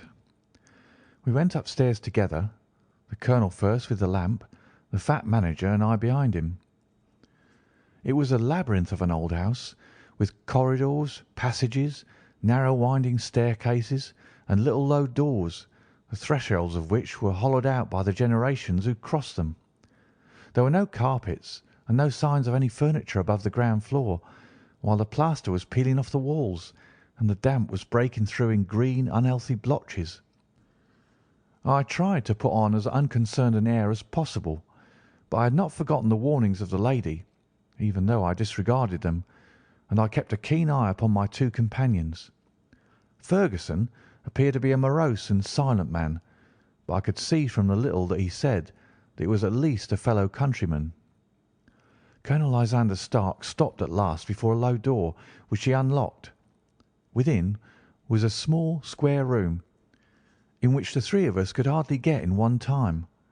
Ferguson remained outside, and the colonel ushered me in. "We are now," said he, "actually within the hydraulic press, and it would be a particularly unpleasant thing for us if anyone were to turn it on. The ceiling of this small chamber is really the end of the descending piston, and it comes down with the force of many tons upon this metal floor. There are small lateral columns of water outside which receive the force, and which transmit and multiply it in the manner which is familiar to you. The machine goes readily enough, but there is some stiffness in the working of it, and it has lost a little of its force. Perhaps you will have the goodness to look it over and to show us how we can set it right." I took the lamp from him, and I examined the machine very thoroughly. It was indeed a gigantic one, and capable of exercising enormous pressure. When I passed outside, however, and pressed down the levers which controlled it, I knew at once by the whishing sound that there was a slight leakage, which allowed a regurgitation of water through one of the side cylinders. An examination showed that one of the india-rubber bands, which was round the head of a driving rod, had shrunk so as not quite to fill the socket along which it worked. This was clearly the cause of the loss of power, and I pointed it out to my companions, who followed my remarks very carefully and asked several practical questions as to how they should proceed to set it right. When I had made it clear to them, I returned to the main chamber of the machine and took a good look at it to satisfy my own curiosity. It was obvious at a glance that the story of the fuller's earth was the merest fabrication, for it would be absurd to suppose that so powerful an engine could be designed for so inadequate a purpose. The walls were of wood, but the floor consisted of a large iron trough, and when I came to examine it, I could see a crust of metallic deposit all over it. I had stooped and was scraping at this to see exactly what it was, when I heard a muttered exclamation in German and saw the cadaverous face of the colonel looking down at me.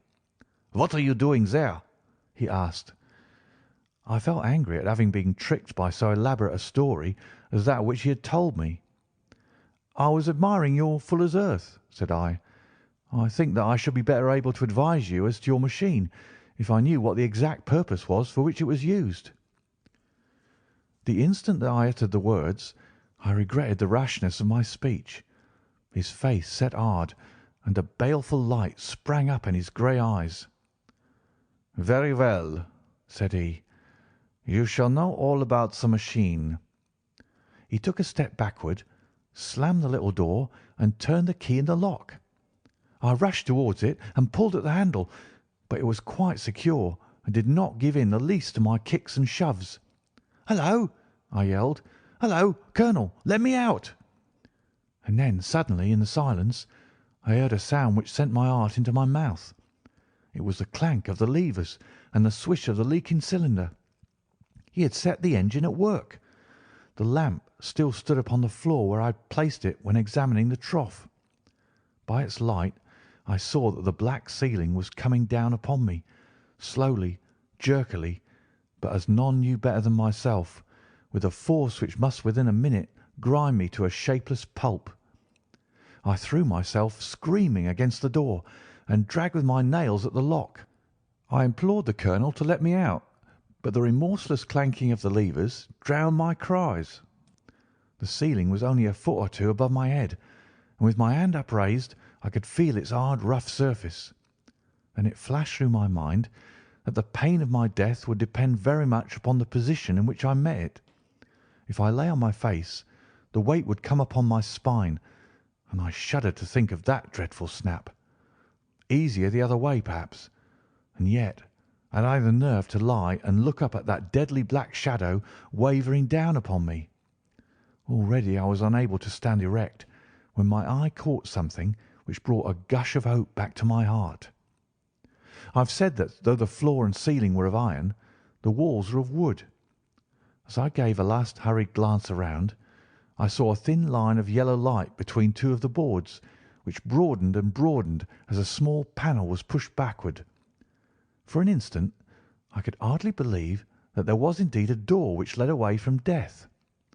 The next instant I threw myself through and lay half fainting upon the other side. The panel had closed again behind me, but the crash of the lamp and a few moments afterwards the clang of the two slabs of metal told me how narrow had been my escape. I was recalled to myself by a frantic plucking at my wrist, and I found myself lying upon the stone floor of a narrow corridor, while a woman bent over me and tugged at me with her left hand, while she held a candle in her right. It was the same good friend whose warning I had so foolishly rejected. "Come, come!" she cried breathlessly. "They will be here in a moment. They will see that you are not here. Oh, do not waste so precious time, but come." This time, at least, I did not scorn her advice. I staggered to my feet and ran with her along the corridor and down a winding stair. The latter led to another broad passage, and just as we reached it we heard the sound of running feet and the shouting of two voices, one answering the other from the floor on which we were and from the one beneath. My guide stopped and looked about her like the one who is at her wit's end.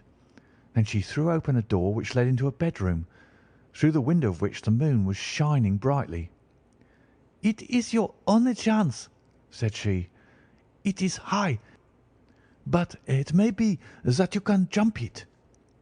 As she spoke, a light sprang into view at the further end of the passage, and I saw the lean figure of Colonel Lysander Stark rushing forward with a lantern in one hand and a weapon like a butcher's cleaver in the other.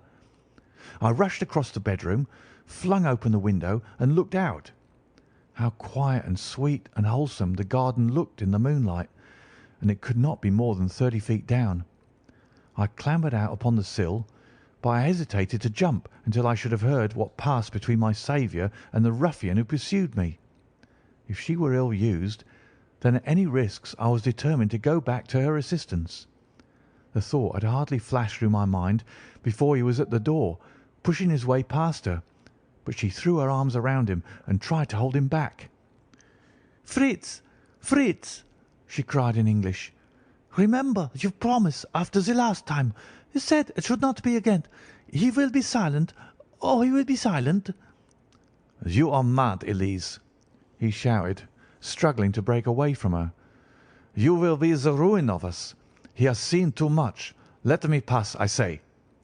He dashed her to one side, and rushing to the window, cut at me with his heavy weapon. I had let myself go and was hanging by the hands to the sill when his blow fell. I was conscious of a dull pain, my grip loosened, and I fell into the garden below. I was shaken but not hurt by the fall, so I picked myself up and rushed off among the bushes as hard as I could run, for I understood that I was far from being out of danger yet. Suddenly, however, as I ran, a deadly dizziness and sickness came over me. I glanced down at my hand, which was throbbing painfully, and then for the first time saw that my thumb had been cut off and that the blood was pouring from my wound. I endeavoured to tie my handkerchief around it, but there came a sudden buzzing in my ears, and next moment I fell in a dead faint among the rose bushes. How long I remained unconscious I cannot tell. It must have been a very long time, for the moon had sunk and a bright morning was breaking when I came to myself. My clothes were all sodden with dew, and my coat sleeve was drenched with blood from my wounded thumb. The smarting of it recalled in an instant all the particulars of my night's adventure, and I sprang to my feet with the feeling that I might hardly yet be safe from my pursuers. But to my astonishment, when I came to look round me, neither house nor garden were to be seen. I had been lying in an angle of the hedge, close by the high road, and just a little lower down was a long building, which proved, upon my approaching it, to be the very station at which I had arrived upon the previous night. Were it not for the ugly wound upon my hand, all that had passed during those dreadful hours might have been an evil dream. Half dazed, I went into the station and asked about the morning train. There would be one to Reading in less than an hour. The same porter was on duty, I found, as had been there when I arrived. I inquired of him whether he had ever heard of Colonel Lysander Stark. The name was strange to him. Had he observed a carriage the night before waiting for me? No, he had not. Was there a police station anywhere near? There was one about 3 miles off. It was too far for me to go, weak and ill as I was. I determined to wait until I got back to town before telling my story to the police. It was a little past 6 when I arrived, so I went first to have my wound dressed, and then the doctor was kind enough to bring me along here. I put the case into your hands, and shall do exactly what you advise." We both sat in silence for some little time after listening to this extraordinary narrative. Then Sherlock Holmes pulled down from the shelf one of the ponderous commonplace books in which he placed his cuttings. "Here is an advertisement which will interest you," said he. "It appeared in all the papers about a year ago. Listen to this. 'Lost on the 9th inst. Mr. Jeremiah Hayling, aged 26, a hydraulic engineer, left his lodgings at 10 o'clock at night and has not been heard of since. Was dressed in, etc., etc.' Ha! That represents the last time that the colonel needed to have his machine overhauled, I fancy." "Good heavens!" cried my patient. "Then that explains what the girl said." "Undoubtedly. It is quite clear that the colonel was a cool and desperate man who was absolutely determined that nothing should stand in the way of his little game, like those out-and-out pirates who will leave no survivor from a captured ship. Well, every moment now is precious, so if you feel equal to it we shall go down to Scotland Yard at once as a preliminary to starting for Eyford." Some 3 hours or so afterwards we were all in the train together, bound from Reading to the little Berkshire village. There were Sherlock Holmes, the hydraulic engineer, Inspector Bradstreet of Scotland Yard, a plainclothes man, and myself. Bradstreet had spread an ordnance map of the county out upon the seat, and was busy with his compasses drawing a circle with Eyford for its centre. "There you are," said he. "That circle is drawn at a radius of 10 miles from the village. The place we want must be somewhere near that line. You said 10 miles, I think, sir?" "It was an hour's good drive." "And you think that they brought you back all that way when you were unconscious?" "They must have done so. I have a confused memory, too, of having been lifted and conveyed somewhere." "What I cannot understand," said I, "is why they should have spared you when they found you lying fainting in the garden. Perhaps the villain was softened by the woman's entreaties." "I hardly think that likely. I never saw a more inexorable face in my life." "Oh, we shall soon clear up all that," said Bradstreet. "Well, I've drawn my circle, and I only wish I knew at what point upon it the folk that we are in search of are to be found." "I think I could lay my finger on it," said Holmes quietly. "Really now," cried the inspector, "you have formed your opinion? Come now, we shall see who agrees with you. I say it's south, for the country is more deserted there." "And I say east," said my patient. "I am for the west," remarked the plainclothes man. "There are several quiet little villages up there." "And I am for the north," said I, "because there are no hills there, and our friend says that he did not notice the carriage go up any." "Come," cried the inspector, laughing, "it's a very pretty diversity of opinion. We've boxed the compass among us. Who do you give your casting vote to?" "You are all wrong." "But we can't all be." "Oh, yes, you can. This is my point." He placed his finger in the centre of the circle. "This is where we shall find them." "But the 12-mile drive!" gasped Hatherley. 6 out and 6 back. Nothing simpler. You say yourself that the horse was fresh and glossy when you got in. How could it be that if it had gone 12 miles over heavy roads? Indeed, it is a likely ruse enough, observed Bradstreet thoughtfully. Of course, there can be no doubt as to the nature of this gang. None at all, said Holmes. They are coiners on a large scale and have used the machine to form the amalgam which has taken the place of silver. We have known for some time that a clever gang was at work, said the inspector. They've been turning out half-crowns by the thousand. We even traced them as far as Reading, but could get no farther, for they have covered their traces in a way that showed that they were very old hands. But now, thanks to this lucky chance, I think that we should have got them right enough. But the inspector was mistaken, for those criminals were not destined to fall into the hands of justice. As we rolled into Eyford Station, we saw a gigantic column of smoke which steamed up from behind a small clump of trees in the neighbourhood and hung like an immense ostrich feather over the landscape. "A house on fire?" asked Bradstreet as the train steamed off again on its way. "Yes, sir," said the station master. "When did it break out?" "I hear that it was during the night, sir, but it's got worse, and the whole place is in a blaze." "Whose house is it?" "Dr. Beecher's." "Tell me," broke in the engineer, "is Dr. Beecher a German, very thin, with a long, sharp nose?" The station master laughed heartily. "No, sir. Dr. Beecher is an Englishman, and there isn't a man in the parish who has a better lined waistcoat. But he has a gentleman staying with him, a patient, as I understand, who is a foreigner, and he looks as if a little good Berkshire beef would do him no harm." The station master had not finished his speech before we were all hastening in the direction of the fire. The road topped a low hill, and there was a great widespread whitewashed building in front of us, spouting fire at every chink and window, while in the garden in front 3 fire engines were vainly striving to keep the flames under. "That's it!" cried Hatherley in intense excitement. "There's the gravel drive, and there are the rose bushes where I lay. That second window is the one that I jumped from." "Well, at least," said Holmes, "you have had your revenge upon them. There can be no question that it was your oil lamp which, when it was crushed in the press, set fire to the wooden walls, though no doubt they were too excited in the chase after you to observe it at the time. Now keep your eyes open in this crowd for your friends of last night, though I very much fear that they are a good 100 miles off by now." And Holmes' fears came to be realized, for from that day to this no word has ever been heard either of the beautiful woman, the sinister German, or the morose Englishman.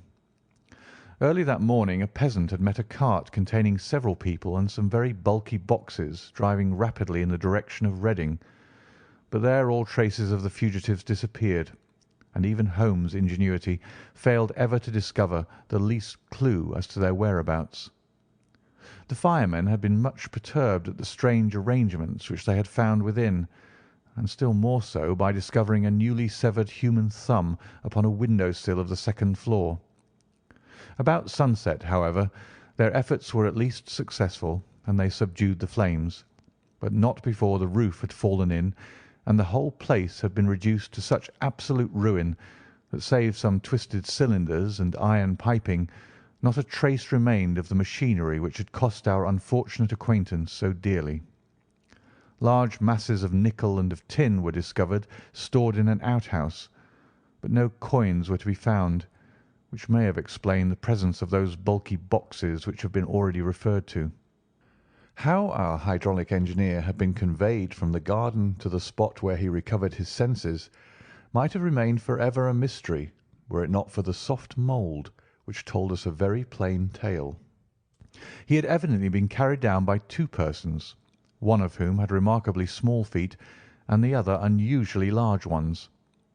On the whole, it was most probable that the silent Englishman, being less bold or less murderous than his companion, had assisted the woman to bear the unconscious man out of the way of danger. "Well," said our engineer ruefully as we took our seats to return once more to London, "it has been a pretty business for me. I've lost my thumb, and I've lost a 50-guinea fee. And what have I gained?" "Experience," said Holmes, laughing. Indirectly it may be of value, you know. You have only to put it into words to gain the reputation of being excellent company for the remainder of your existence. Story 10. The Adventure of the Noble Bachelor. The Lord St. Simon marriage and its curious termination have long ceased to be a subject of interest in those exalted circles in which the unfortunate bridegroom moves.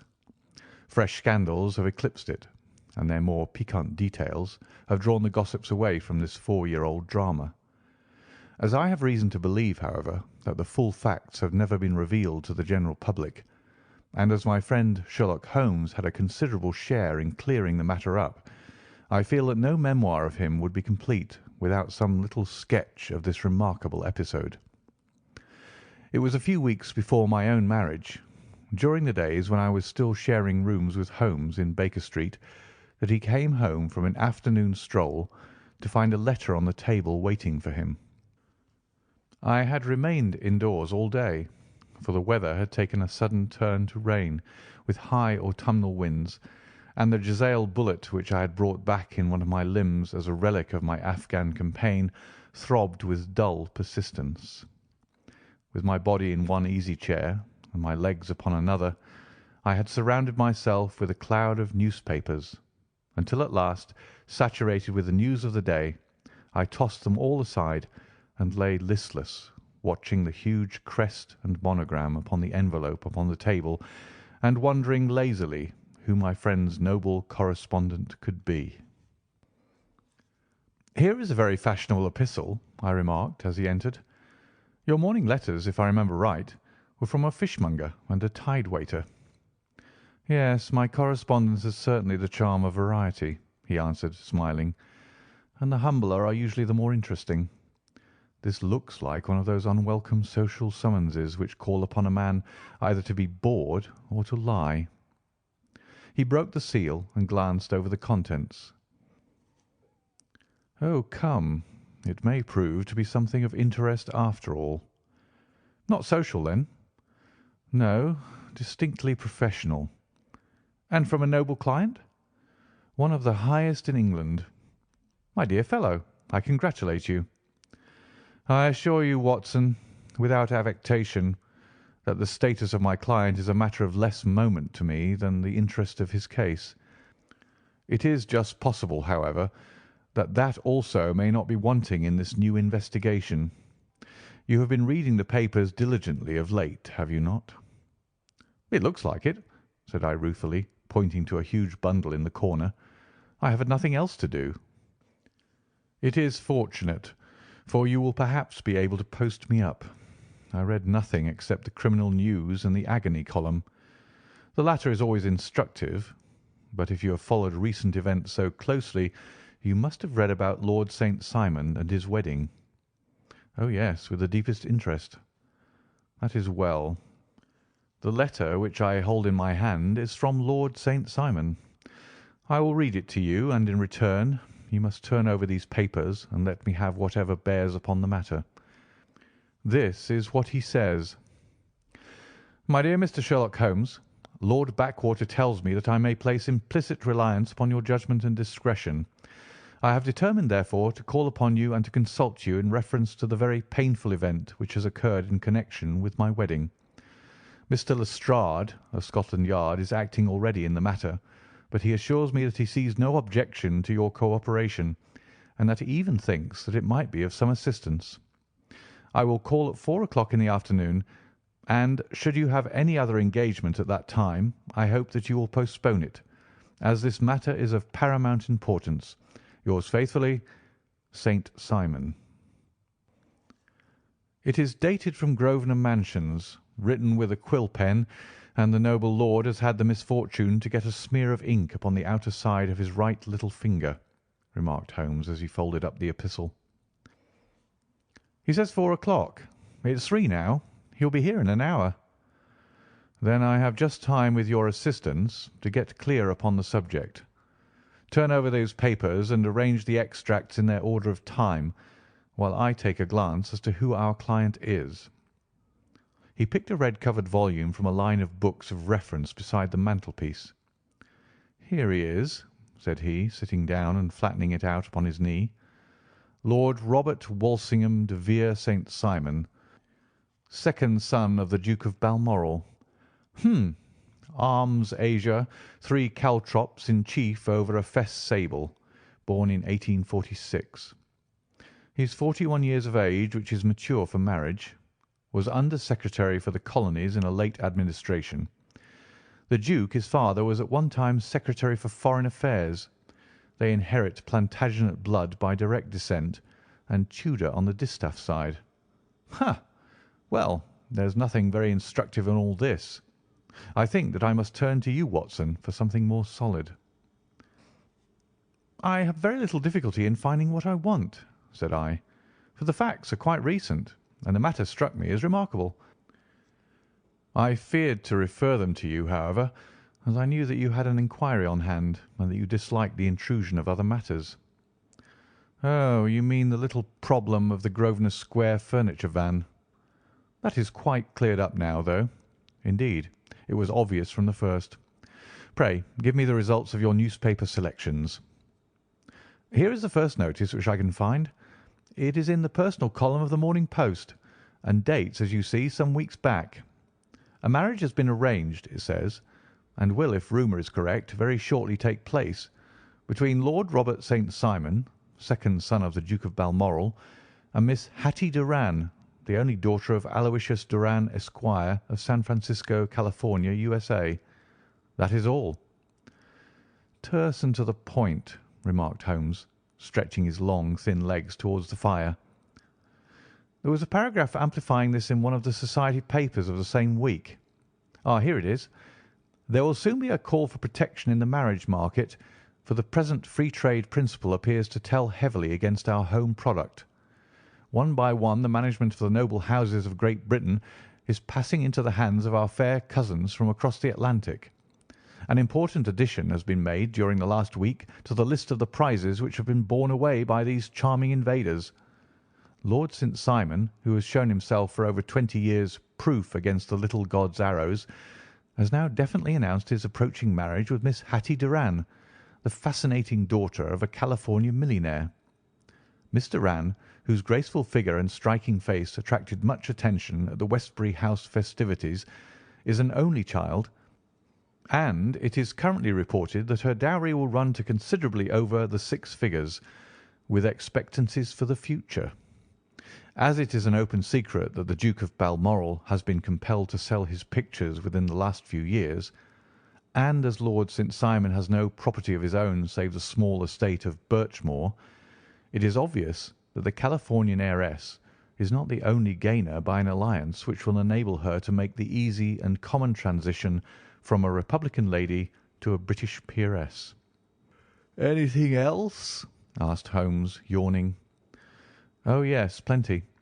Then there is another note in the Morning Post to say that the marriage will be an absolutely quiet one, that it will be at St. George's, Hanover Square, that only half a dozen intimate friends will be invited, and that the party would return to the furnished house at Lancaster Gate which has been taken by Mr. Aloysius Doran.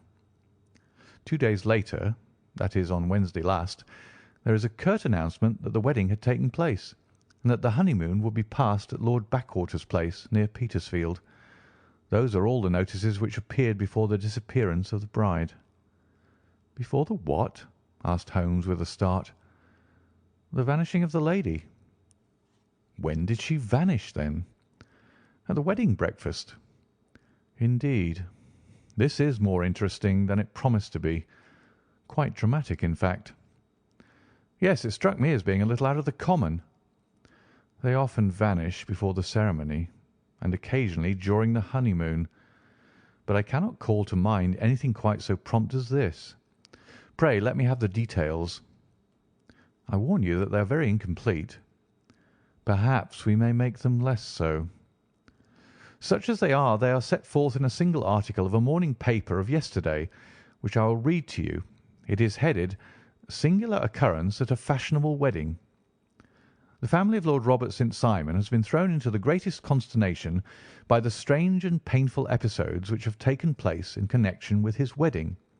The ceremony, as shortly announced in the papers of yesterday, occurred on the previous morning, but it is only now that it has been possible to confirm the strange rumours which have been so persistently floating about. In spite of the attempts of the friends to hush the matter up, so much public attention has now been drawn to it that no good purpose can be served by affecting to disregard what is a common subject for conversation. The ceremony, which was performed at St. George's, Hanover Square, was a very quiet one, no one being present save the father of the bride, Mr. Aloysius Doran, the Duchess of Balmoral, Lord Backwater, Lord Eustace, and Lady Clara St. Simon, the younger brother and sister of the bridegroom, and Lady Alicia Whittington. The whole party proceeded afterwards to the house of Mr. Aloysius Doran at Lancaster Gate, where breakfast had been prepared. It appears that some little trouble was caused by a woman whose name has not been ascertained, who endeavoured to force her way into the house after the bridal party, alleging that she had some claim upon Lord St. Simon. It was only after a painful and prolonged scene that she was ejected by the butler and the footman. The bride, who had fortunately entered the house before this unpleasant interruption, had sat down to breakfast with the rest, when she complained of a sudden indisposition and retired to her room. Her prolonged absence having caused some comment, her father followed her, but learned from her maid that she had only come up to her chamber for an instant, caught up an ulster and bonnet, and hurried down to the passage. One of the footmen declared that he had seen a lady leave the house thus apparelled, but had refused to credit that it was his mistress, believing her to be with the company. On ascertaining that his daughter had disappeared, Mr. Aloysius Doran, in conjunction with the bridegroom, instantly put themselves in communication with the police, and very energetic inquiries are being made, which will probably result in a speedy clearing up of this very singular business. Up to a late hour last night, however, nothing had transpired as to the whereabouts of the missing lady.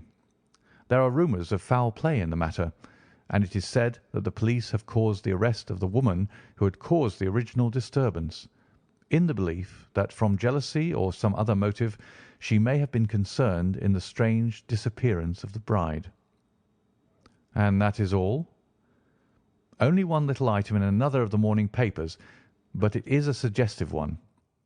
And it is that Miss Flora Miller, the lady who had caused the disturbance, has actually been arrested. It appears that she was formerly a danseuse at the Allegro, and that she has known the bridegroom for some years. There are no further particulars, and the whole case is in your hands now, so far as it has been set forth in the public press. And an exceedingly interesting case it appears to be. I would not have missed it for worlds. But there is a ring at the bell, Watson, and as the clock makes it a few minutes after 4, I have no doubt that this will prove to be our noble client. Do not dream of going, Watson, for I very much prefer having a witness, if only as a check to my own memory." "Lord Robert St. Simon," announced our page boy, throwing open the door.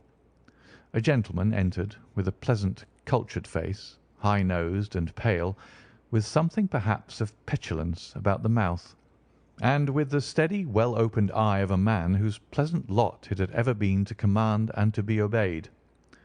His manner was brisk, and yet his general appearance gave an undue impression of age, for he had a slight forward stoop and a little bend of the knees as he walked. His hair, too, as he swept off his very curly-brimmed hat, was grizzled round the edges and thin upon the top. As to his dress, it was careful to the verge of foppishness, with high collar, black frock-coat, white waistcoat, yellow gloves, patent leather shoes, and light-coloured gaiters. He advanced slowly into the room, turning his head from left to right, and swinging in his right hand the cord which held his golden eyeglasses.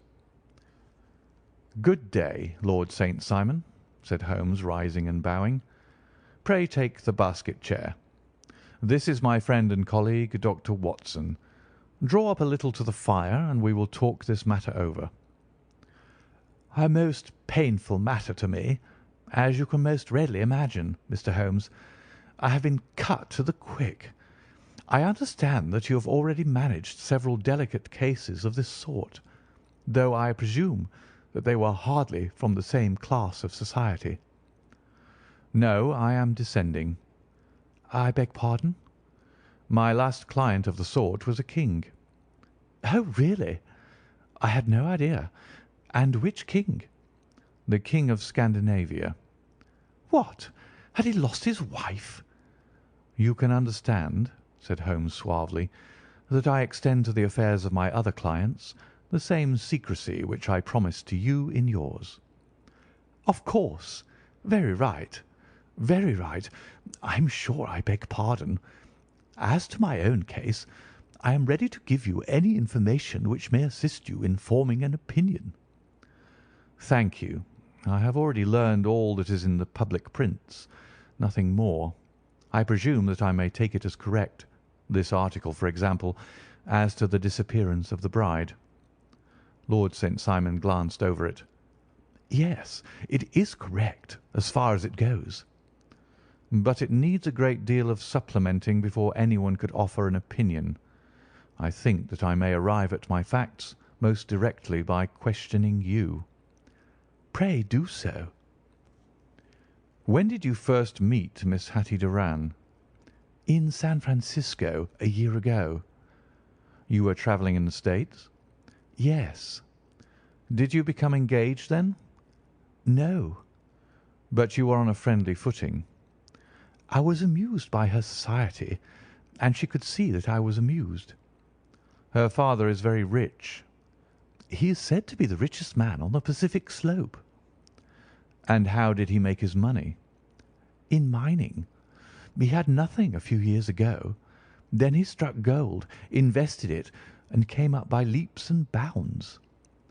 Now, what is your own impression as to the young lady's, your wife's character? The nobleman swung his glasses a little faster and stared down into the fire. You see, Mr. Holmes, said he, my wife was 20 before her father became a rich man.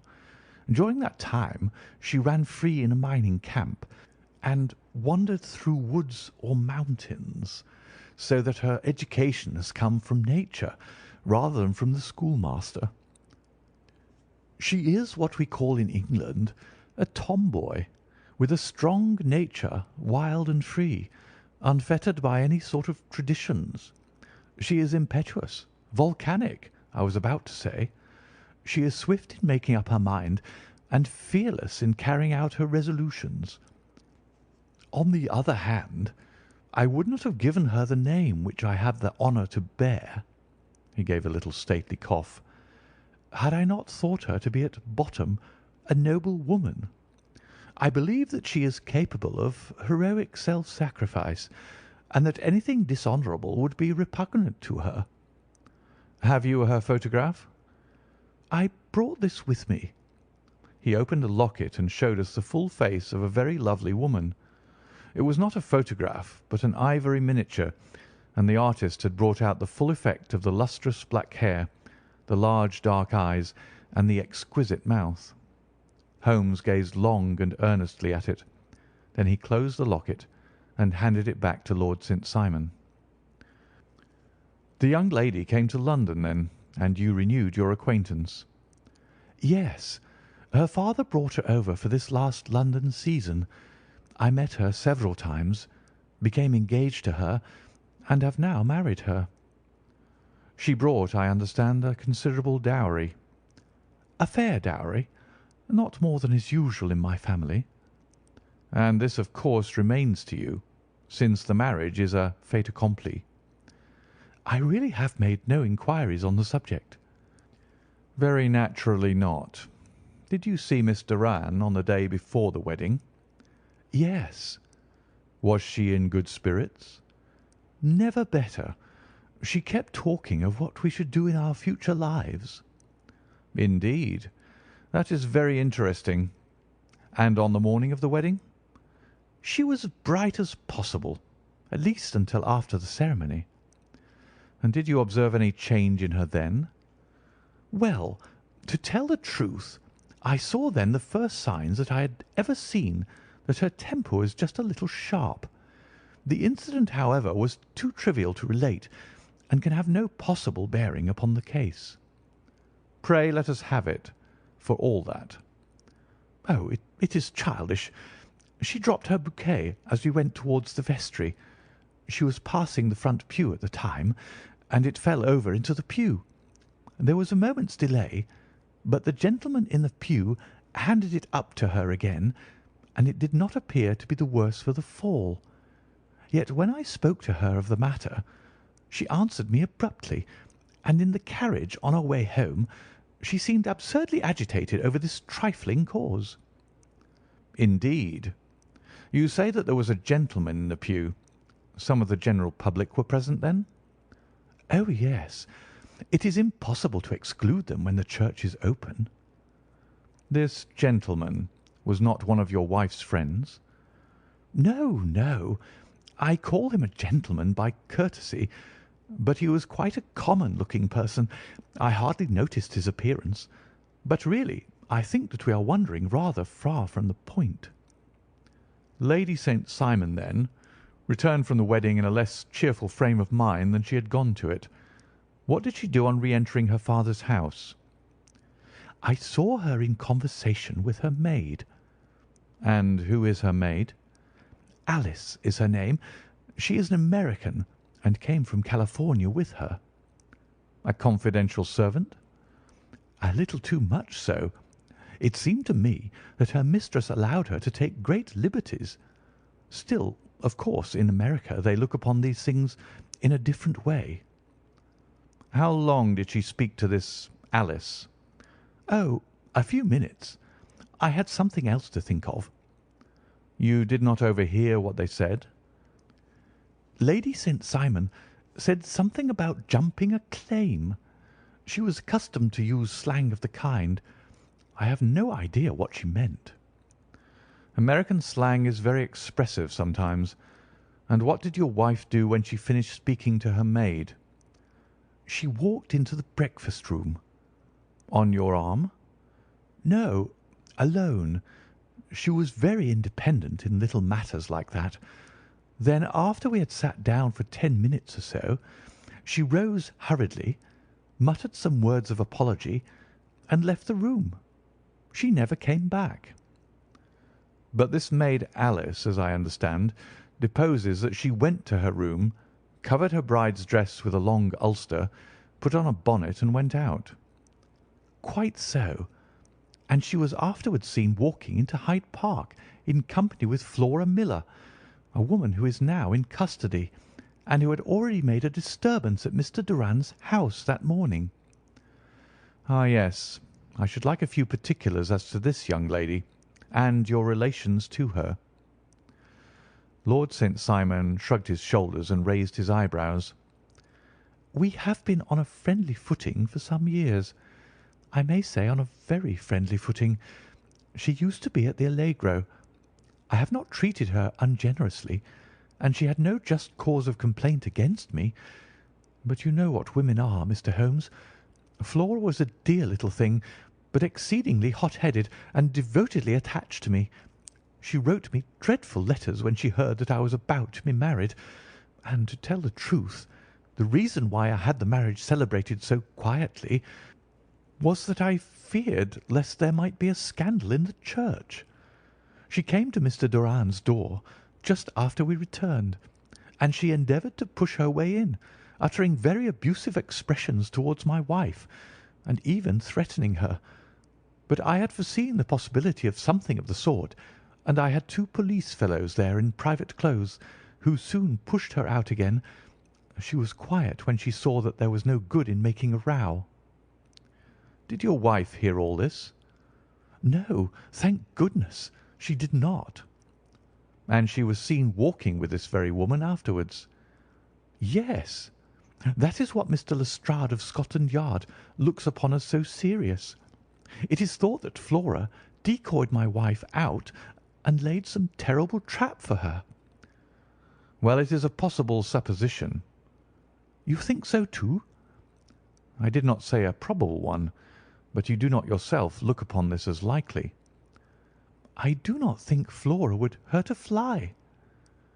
"Still, jealousy is a strange transformer of characters. Pray, what is your own theory as to what took place?"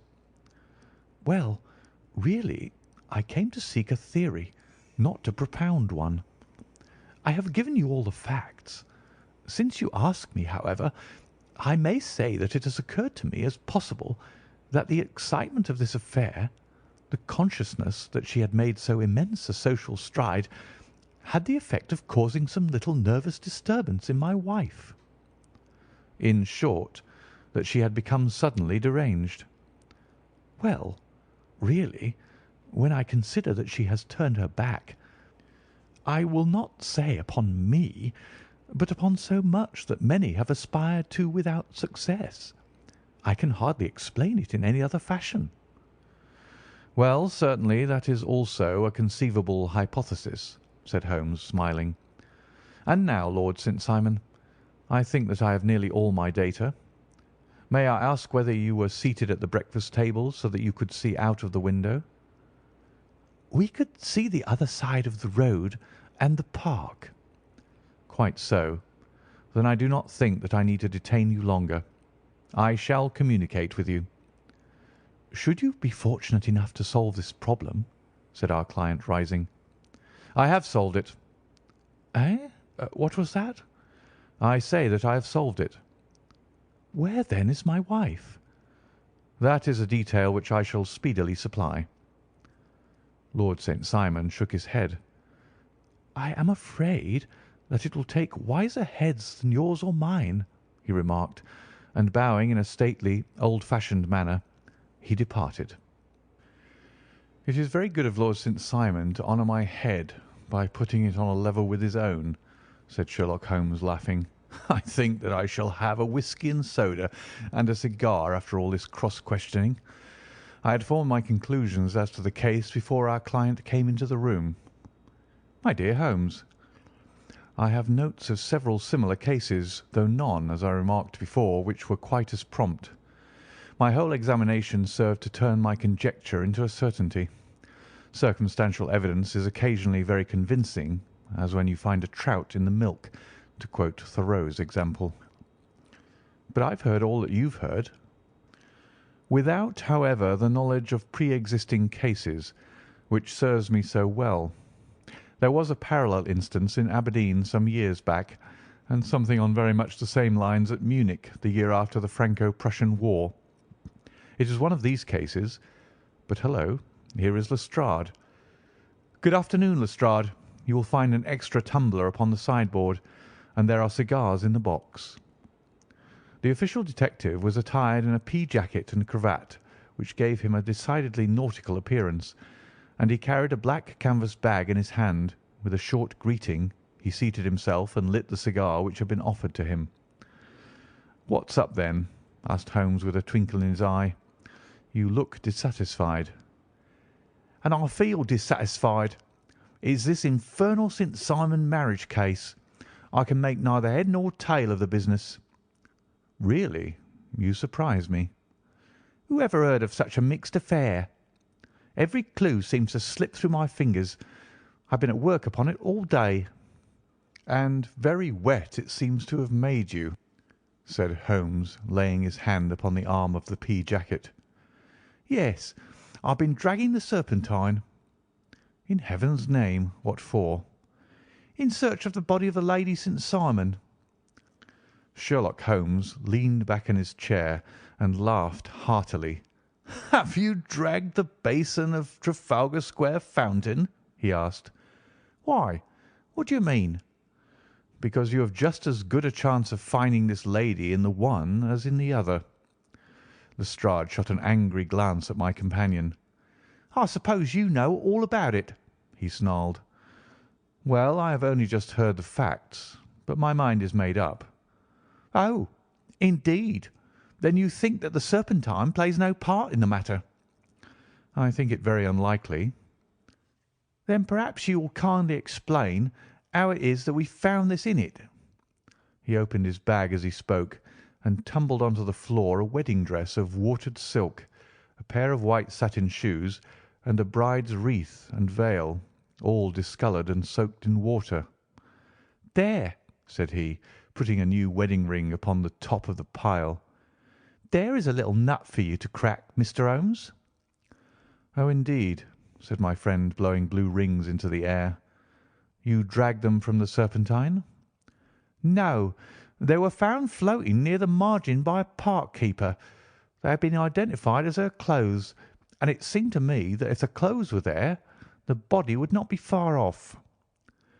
"By the same brilliant reasoning, every man's body is to be found in the neighbourhood of his wardrobe. And pray, what did you hope to arrive at through this?" "At some evidence implicating Flora Miller in the disappearance." "I am afraid that you will find it difficult." "Are you indeed now?" cried Lestrade with some bitterness. "I am afraid, Holmes, that you are not very practical with your deductions and your inferences. You have made two blunders in as many minutes. This dress does implicate Miss Flora Miller." "And how?" "In the dress is a pocket. In the pocket is a card case. In the card case is a note. And here is the very note."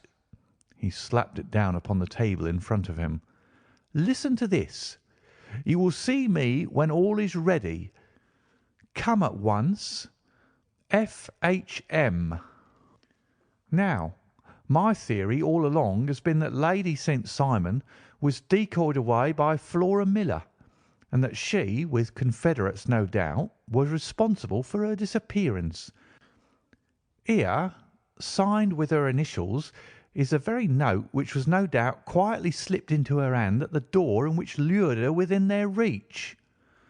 "Very good, Lestrade," said Holmes, laughing. "You really are very fine indeed. Let me see it." He took up the paper in a listless way, but his attention instantly became riveted, and he gave a little cry of satisfaction. "This is indeed important," said he. "Ha! You find it so?" "Extremely so. I congratulate you warmly." Lestrade rose in his triumph and bent his head to look. "Why," he shrieked, "you're looking at the wrong side." "On the contrary, this is the right side." "The right side? You're mad. Here is the note written in pencil over here." "And over here is what appears to be the fragment of a hotel bill, which interests me deeply." "There's nothing in it. I looked at it before," said Lestrade. "October 4th, rooms 8 shillings, breakfast 2 shillings 6pence, cocktail 1 shilling, lunch 2 shillings 6pence, glass sherry 8 pence. I see nothing in that." "Very likely not. It is most important all the same. As to the note, it is important also, or at least the initials are. So I congratulate you again." "I've wasted time enough," said Lestrade, rising. "I believe in hard work and not in sitting by the fire spinning fine theories. Good day, Mr. Holmes, and we shall see which gets to the bottom of the matter first." He gathered up the garments, thrust them into the bag, and made for the door. "Just one hint to you, Lestrade," drawled Holmes before his rival vanished. "I will tell you the true solution of the matter. Lady St. Simon is a myth. There is not, and there never has been, any such person." Lestrade looked sadly at my companion. Then he turned to me, tapped his forehead 3 times, shook his head solemnly, and hurried away. He had hardly shut the door behind him when Holmes rose to put on his overcoat. "There is something in what the fellow says about outdoor work," he remarked. "So I think, Watson, that I must leave you to your papers for a little." It was after 5 o'clock when Sherlock Holmes left me, but I had no time to be lonely, for within an hour there arrived a confectioner's man with a very large flat box. This he unpacked with the help of a youth whom he had brought with him, and presently, to my very great astonishment, a quite epicurean little cold supper began to be laid out upon our humble lodging-house mahogany. There were a couple of brace of cold woodcock, a pheasant, a pâté de foie gras pie, with a group of ancient and cobwebby bottles. Having laid out all these luxuries, my 2 visitors vanished away like the genii of the Arabian Nights, with no explanation save that the things had been paid for and were ordered to this address. Just before 9 o'clock Sherlock Holmes stepped briskly into the room. His features were gravely set, but there was a light in his eye which made me think that he had not been disappointed in his conclusions. "They have laid the supper, then?" he said, rubbing his hands. "You seem to expect company. They've laid for 5. "Yes, I fancy we may have some company dropping in," said he. "I am surprised that Lord St. Simon has not already arrived. Ha! I fancy that I hear his step now upon the stairs." It was indeed our visitor of the afternoon who came bustling in, dangling his glasses more vigorously than ever, and with a very perturbed expression upon his aristocratic features. "My messenger reached you, then?" asked Holmes. "Yes, and I confess that the contents startled me beyond measure. Have you good authority for what you say?" "The best possible." Lord St. Simon sank into a chair and passed his hand over his forehead. "What will the Duke say," he murmured, "when he hears that one of the family has been subjected to such humiliation?" "It is the pure accident. I cannot allow that there is any humiliation." "Ah, you look on these things from another standpoint." "I fail to see that anyone is to blame. I can hardly see how the lady could have acted otherwise, though her abrupt method of doing it was undoubtedly to be regretted. Having no mother, she had no one to advise her at such a crisis." "It was a slight, sir, a public slight," said Lord St. Simon, tapping his fingers upon the table. "You must make allowance for this poor girl, placed in so unprecedented a position." "I will make no allowance. I am very angry indeed, and I have been shamefully used." "I think that I heard a ring," said Holmes. "Yes, there are steps on the landing. If I cannot persuade you to take a lenient view of the matter, Lord St. Simon, I have brought an advocate here who may be more successful." He opened the door and ushered in a lady and gentleman. "Lord St. Simon," said he, "allow me to introduce you to Mr. and Mrs. Francis Hay Moulton. The lady, I think, you have already met." At the sight of these newcomers our client had sprung from his seat and stood very erect, with his eyes cast down and his hand thrust into the breast of his frock-coat, a picture of offended dignity. The lady had taken a quick step forward and had held out her hand to him, but he still refused to raise his eyes. It was as well for his resolution, perhaps, for her pleading face was one which it is hard to resist. "You're angry, Robert," said she. "Well, I guess you have every cause to be." "Pray make no apology to me," said Lord Simon bitterly. "Oh, yes, I know that I have treated you real bad, and that I should have spoken to you before I went. But I was kind of rattled, and from the time when I saw Frank here again, I just didn't know what I was doing or saying. I only wonder I didn't fall down and do a faint right there before the altar." "Perhaps, Mrs. Moulton, you would like my friend and me to leave the room while you explain this matter."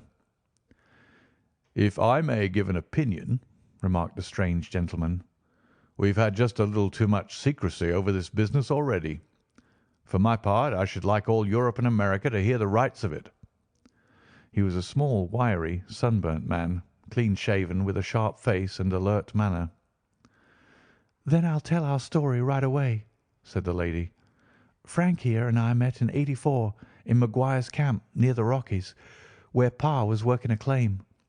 We were engaged to each other, Frank and I, but then one day Father struck a rich pocket and made a pile, while poor Frank here had a claim that petered out and came to nothing.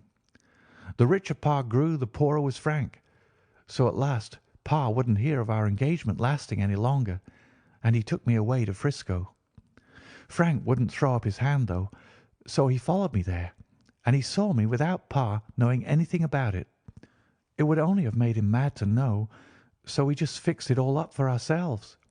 Frank said that he would go and make his pile too, and never come back to claim me until he had as much as Pa.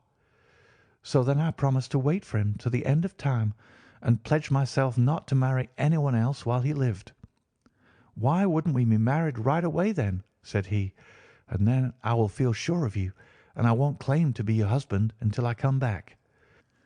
Well, we talked it over, and he had fixed it all up so nicely with a clergyman all ready and waiting that we just did it right there and then. Frank went off to seek his fortune, and I went back to Pa. The next I heard of Frank was that he was in Montana, and then he went prospecting in Arizona, and then I heard of him from New Mexico. After that came a long newspaper story about how a miners' camp had been attacked by Apache Indians, and there was my Frank's name among the killed. I fainted dead away, and I was very sick for months after. Pa thought I had a decline and took me to half the doctors in Frisco. Not a word of news came for a year and more, so that I never doubted that Frank was really dead. Then Lord St. Simon came to Frisco, and we came to London, and a marriage was arranged, and Pa was very pleased, but I felt all the time that no man on this earth would ever take the place in my heart that had been given to my poor Frank. Still, if I had married Lord St. Simon, of course I'd have done my duty by him. We can't command our love, but we can our actions. I went to the altar with him with the intention to make him just as good a wife as it was in me to be.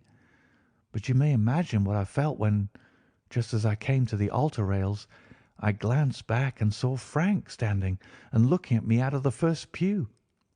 I thought it was his ghost at first, but when I looked again, there he was still, with a kind of question in his eyes, as if to ask me whether I was glad or sorry to see him.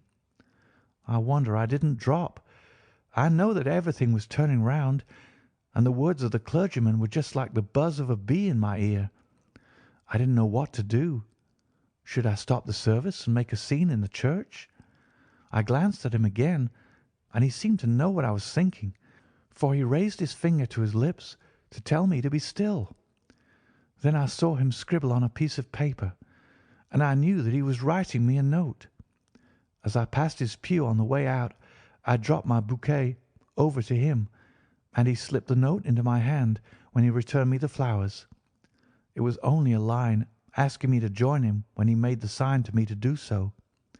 Of course, I never doubted for a moment that my first duty was now to him, and I determined to do just whatever he might direct. When I got back, I told my maid, who had known him in California and had always been his friend. I ordered her to say nothing, but to get a few things packed and my ulster ready. I know I ought to have spoken to Lord St. Simon, but it was dreadful hard before his mother and all those great people. I just made up my mind to run away and explain afterwards. I hadn't been at the table 10 minutes before I saw Frank out of the window at the other side of the road. He beckoned to me and then began walking into the park. I slipped out, put on my things and followed him. Some woman came talking something or other about Lord St. Simon to me. Seemed to me from the little I heard as if he had had a little secret of his own before marriage also. But I managed to get away from her and soon overtook Frank. We got into a cab together, and away we drove to some lodgings he had taken in Gordon Square. And that was my true wedding after those years of waiting. Frank had been a prisoner among the Apaches, had escaped, came on to Frisco, found that I had given him up for dead and had gone to England, followed me there, and had come upon me at last on the very morning of my second wedding. "I saw it in a paper," explained the American. "It gave the name and the church, but not where the lady lived." Then we had a talk as to what we should do, and Frank was all for openness. But I was so ashamed of it all that I felt as if I should like to vanish away and never see any of them again, just sending a line to Pa, perhaps, to show him that I was alive. It was awful to me to think of all those lords and ladies sitting round that breakfast table and waiting for me to come back. So Frank took my wedding clothes and things and made a bundle of them so that I should not be traced, and dropped them away somewhere where no one could find them. It is likely that we should have gone on to Paris tomorrow, only that this good gentleman, Mr. Holmes, came round to us this evening, though how he found us is more than I can think, and he showed us very clearly and kindly that I was wrong and that Frank was right, and that we should be putting ourselves in the wrong if we were so secret. Then he offered to give us a chance of talking to Lord St. Simon alone, and so we came right away round to his rooms at once. Now, Robert, you've heard it all, and I'm very sorry if I've given you pain, and I hope that you do not think very meanly of me." Lord St. Simon had by no means relaxed his rigid attitude, but had listened with a frowning brow and a compressed lip to this long narrative. "Excuse me," he said, "but it is not my custom to discuss my most intimate personal affairs in this public manner." "Then you won't forgive me? You won't shake hands before I go?" "Oh, certainly, if it would give you any pleasure." He put out his hand and coldly grasped that which she extended to him. "I had hoped," suggested Holmes, "that you would have joined us in a friendly supper." "I think that there you ask a little too much," responded his lordship. "I may be forced to acquiesce in these recent developments, but I can hardly be expected to make merry over them.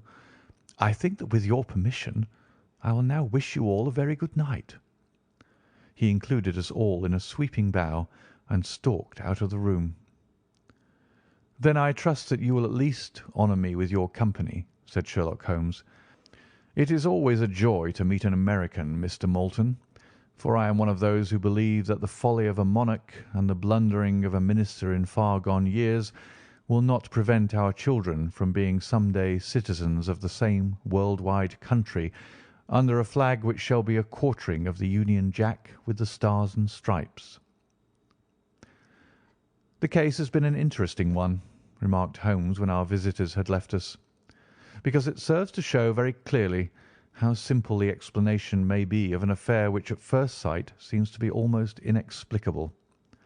Nothing could be more natural than the sequence of events as narrated by this lady, and nothing stranger than the result when viewed, for instance, by Mr. Lestrade of Scotland Yard." "You are not yourself at fault at all, then?" "From the first, two facts were very obvious to me. The one, that the lady had been quite willing to undergo the wedding ceremony. The other, that she had repented of it within a few minutes of returning home. Obviously something had occurred during the morning, then, to cause her to change her mind. What could that something be? She could not have spoken to anyone when she was out, for she had been in the company of the bridegroom. Had she seen someone, then? If she had, it must be someone from America, because she had spent so short a time in this country that she could hardly have allowed anyone to acquire so deep an influence over her that the mere sight of him would induce her to change her plans so completely. You see, we have already arrived, by a process of exclusion, at the idea that she might have seen an American. Then, who could this American be, and why should he possess so much influence over her? It might be a lover, it might be a husband. Her young womanhood had, I knew, been spent in rough scenes and under strange conditions. So far I had got before I ever heard Lord St. Simon's narrative. When he told us of a man in a pew, of the change in the bride's manner, of so transparent a device for obtaining a note as the dropping of a bouquet, of her resort to her confidential maid, and of a very significant allusion to claim jumping, which in miners' parlance means taking possession of that which another person has a prior claim to, the whole situation became absolutely clear. She had gone off with a man, and the man was either a lover or was a previous husband, the chances being in the favour of the latter. And how in the world did you find them? It might have been difficult, but friend Lestrade held information in his hands the value of which he did not himself know. The initials were, of course, of the highest importance, but more valuable still was it to know that within a week he had settled his bill at one of the most select London hotels. How did you deduce the select? By the select prices. 8 shillings for a bed and 8 pence for a glass of sherry pointed to one of the most expensive hotels. There are not many in London which charge at that rate. In the second one, which I visited in Northumberland Avenue, I learned by an inspection of the book that Francis H. Moulton, an American gentleman, had left only the day before, and on looking over the entries against him, I came upon the very items which I had seen in the duplicate bill. His letters were to be forwarded to 226 Gordon Square. So thither I travelled, and being fortunate enough to find the loving couple at home, I ventured to give them some paternal advice, and to point out to them that it would be better in every way that they should make their position a little clearer both to the general public and to Lord St. Simon in particular. I invited them to meet him here, and, as you see, I made him keep the appointment. But with no very good result, I remarked. His conduct was certainly not very gracious. "Ah, Watson," said Holmes, smiling, "perhaps you would not be very gracious either, if, after all the trouble of wooing and wedding, you found yourself deprived in an instant of wife and of fortune. I think that we may judge Lord St. Simon very mercifully, and thank our stars that we are never likely to find ourselves in the same position. Draw your chair up and hand me my violin, for the only problem we still have to solve is how to while away these bleak autumnal evenings." Story 11. The Adventure of the Beryl Coronet. "Holmes," said I, as I stood one morning in our bow window looking down the street, "here is a madman coming along. It seems rather sad that his relatives should allow him to come out alone." My friend rose lazily from his armchair and stood with his hands in the pockets of his dressing gown, looking over my shoulder. It was a bright, crisp February morning, and the snow of the day before still lay deep upon the ground, shimmering brightly in the wintry sun. Down the centre of Baker Street it had been ploughed into a brown, crumbly band by the traffic, but at either side and on the heaped-up edges of the footpaths it still lay as white as when it fell. The grey pavement had been cleaned and scraped, but was still dangerously slippery, so that there were fewer passengers than usual. Indeed, from the direction of the Metropolitan Station no one was coming save the single gentleman whose eccentric conduct had drawn my attention. He was a man of about 50, tall, portly, and imposing, with a massive, strongly marked face and a commanding figure. He was dressed in a sombre yet rich style, in black frock coat, shining hat, neat brown gaiters, and well-cut pearl grey trousers. Yet his actions were in absurd contrast to the dignity of his dress and features, for he was running hard, with occasional little springs such as weary man gives who is little accustomed to set any tax upon his legs. As he ran he jerked his hands up and down, waggled his head, and writhed his face into the most extraordinary contortions. "What on earth can be the matter with him?" I asked. "He's looking up at the numbers of the houses." "I believe that he's coming here," said Holmes, rubbing his hands. "Here?" "Yes. I rather think he is coming to consult me professionally. I think that I recognise the symptoms." "Ha! Did I not tell you?" As he spoke, the man, puffing and blowing, rushed at our door and pulled at our bell until the whole house resounded with the clanging. A few moments later he was in our room, still puffing, still gesticulating, but with so fixed a look of grief and despair in his eyes that our smiles were turned in an instant to horror and pity. For a while he could not get his words out, but swayed his body and plucked at his hair like one who has been driven to the extreme limits of his reason. Then, suddenly springing to his feet, he beat his head against the wall with such force that we both rushed upon him and tore him away to the centre of the room. Sherlock Holmes pushed him down into the easy-chair, and, sitting beside him, patted his hand and chatted with him in the easy, soothing tones which he knew so well how to employ. "You have come to me to tell your story, have you not?" said he. "You are fatigued with your haste. Pray wait until you have recovered yourself, and then I shall be most happy to look into any little problem which you may submit to me." The man sat for a minute or more with a heaving chest, fighting against his emotion. Then he passed his handkerchief over his brow, set his lips tight, and turned his face towards us. "No doubt you think me mad," said he. "I see that you've had some great trouble," responded Holmes. "God knows I have. A trouble which is enough to unseat my reason, So sudden and so terrible is it. Public disgrace I might have faced, although I am a man whose character has never yet borne a stain. Private affliction also is the lot of every man, but the two coming together, and in so frightful a form, have been enough to shake my very soul. Besides, it is not I alone. The very noblest in the land may suffer unless some way be found out of this horrible affair."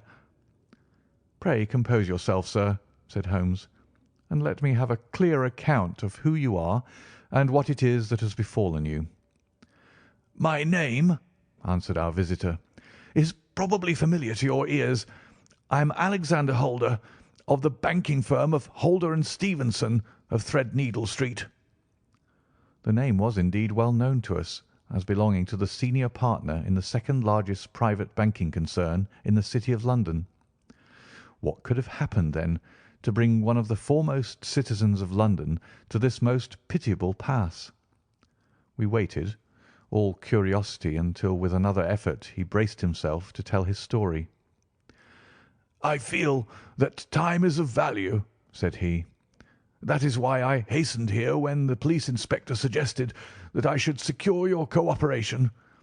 I came to Baker Street by the Underground, and hurried from there on foot, for the cabs go slowly through the snow. That is why I was so out of breath, for I am a man who takes very little exercise. I feel better now, and I will put the facts before you as shortly and yet as clearly as I can. It is, of course, well known to you that in a successful banking business as much depends upon our being able to find remunerative investments for our funds as upon our increasing our connection and the number of our depositors. One of our most lucrative means of laying out money is in the shape of loans, where the security is unimpeachable. We have done a good deal in this direction during the last few years, and there are many noble families to whom we have advanced large sums upon the security of their pictures, libraries, or plate. Yesterday morning I was seated in my office at the bank when a card was brought in to me by one of the clerks. I started when I saw the name, for it was that of none other than— well, perhaps even to you I had better say no more than that it was a name which is a household word all over the earth, one of the highest, noblest, most exalted names in England.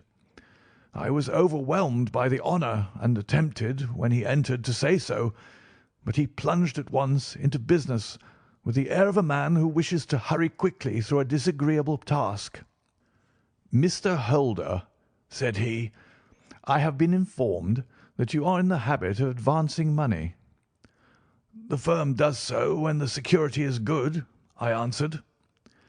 "It is absolutely essential to me," said he, "that I should have £50,000 at once. I could, of course, borrow so trifling a sum 10 times over from my friends, but I much prefer to make it a matter of business and to carry out that business myself. In my position you can readily understand that it is unwise to place oneself under obligations." "For how long, may I ask, do you want this sum?" I asked. "Next Monday I have a large sum due to me, and I shall then most certainly repay what you advance, with whatever interest you think it right to charge.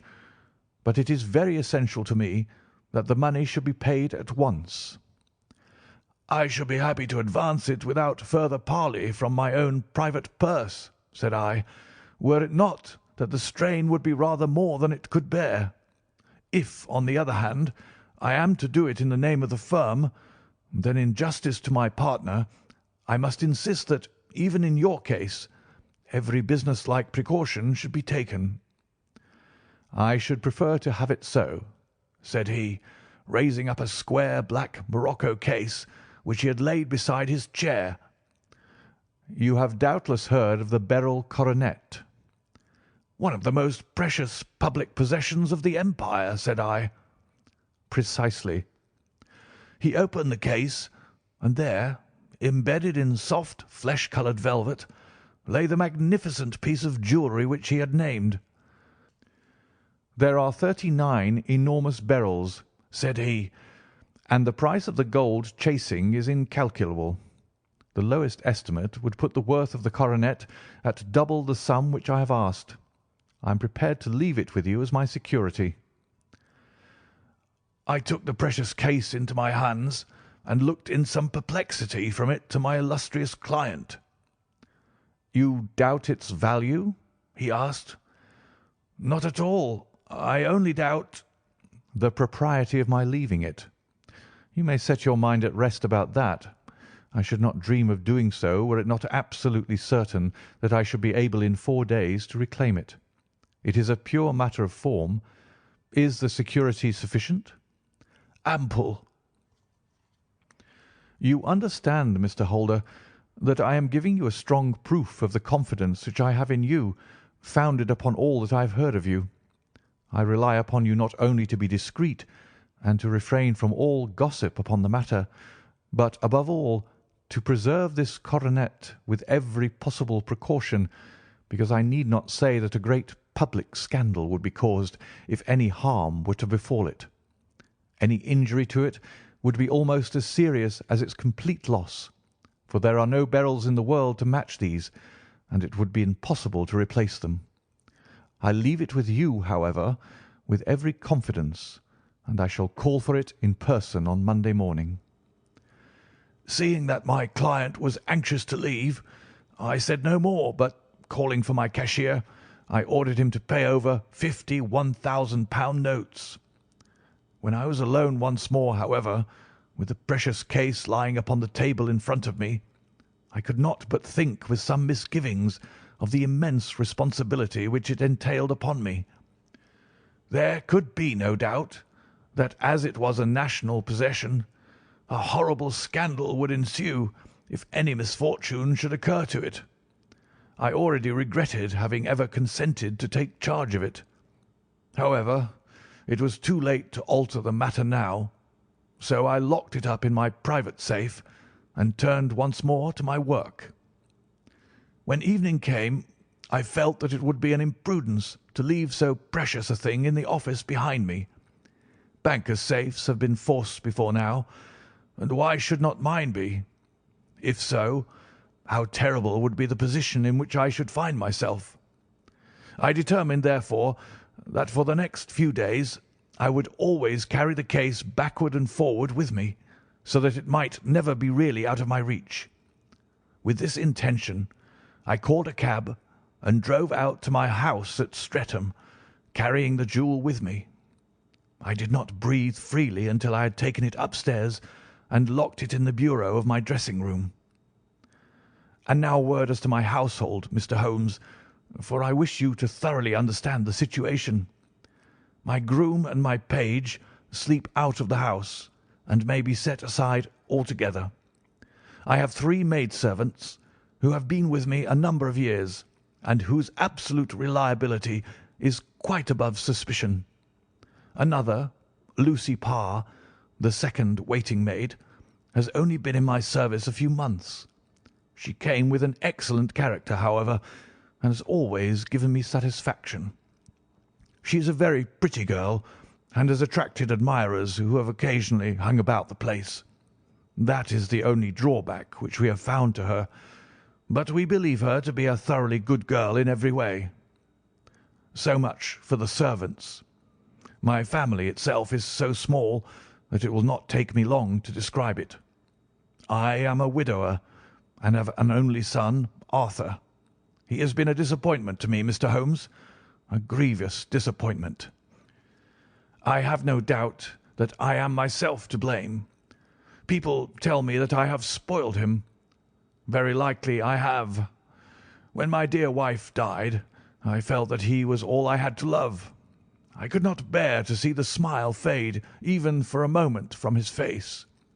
I have never denied him a wish. Perhaps it would have been better for both of us had I been sterner, but I meant it for the best.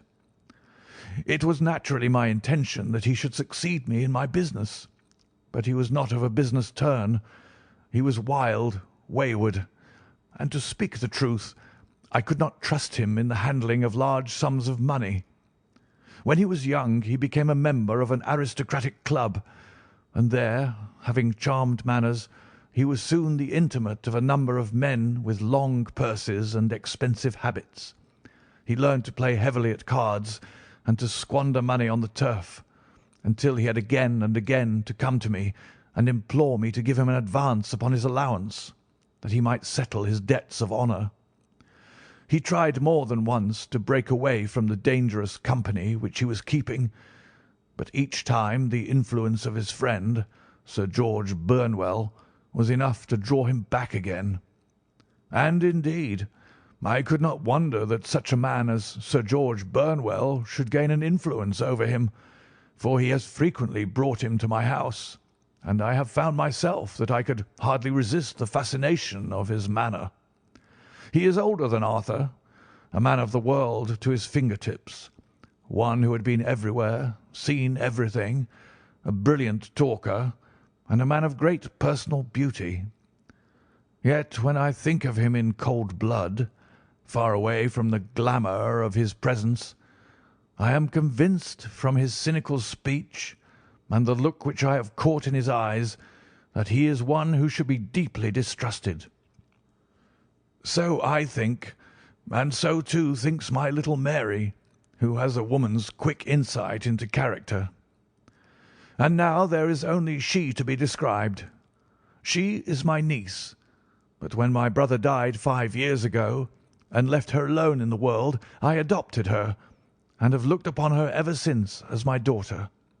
She is a sunbeam in my house, sweet, loving, beautiful, a wonderful manager and housekeeper, yet as tender and quiet and gentle as a woman could be.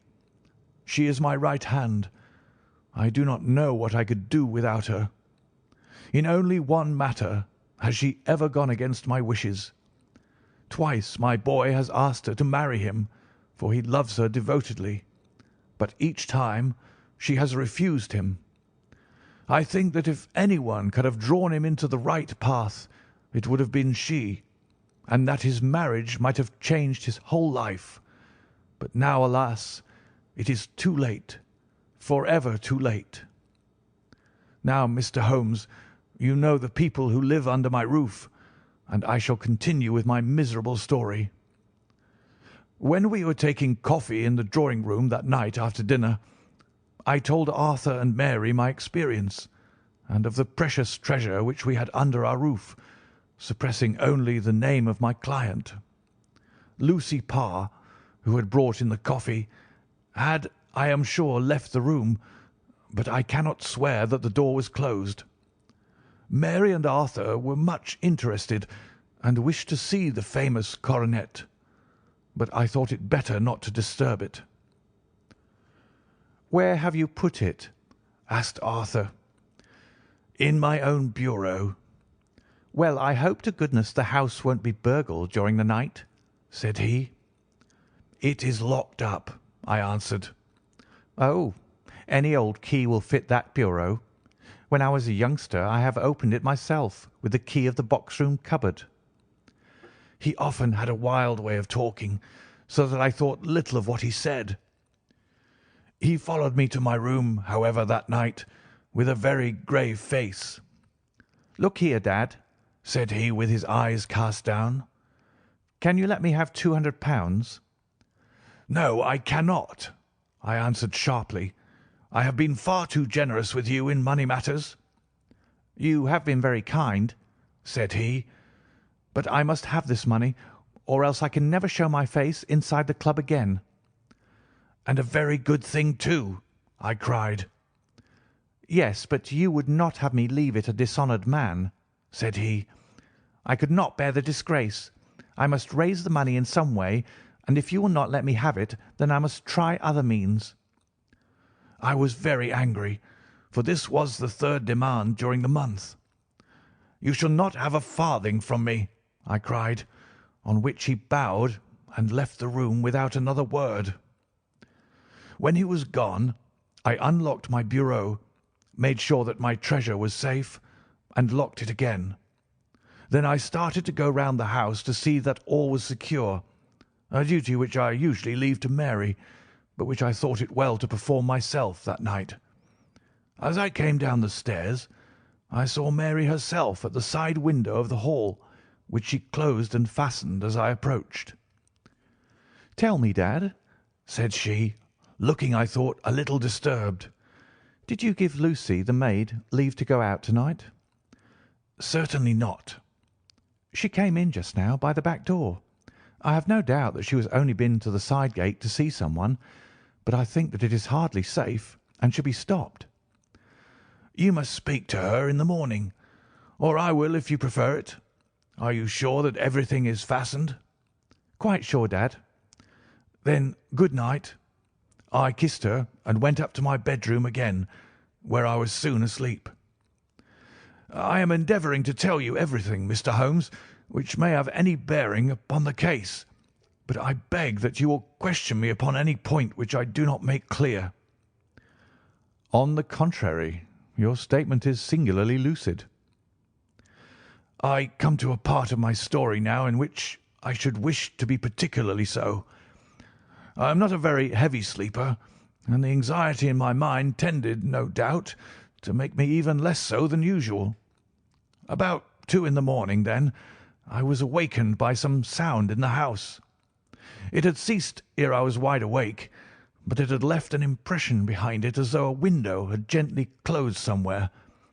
I lay listening with all my ears. Suddenly, to my horror, there was a distinct sound of footsteps moving softly in the next room.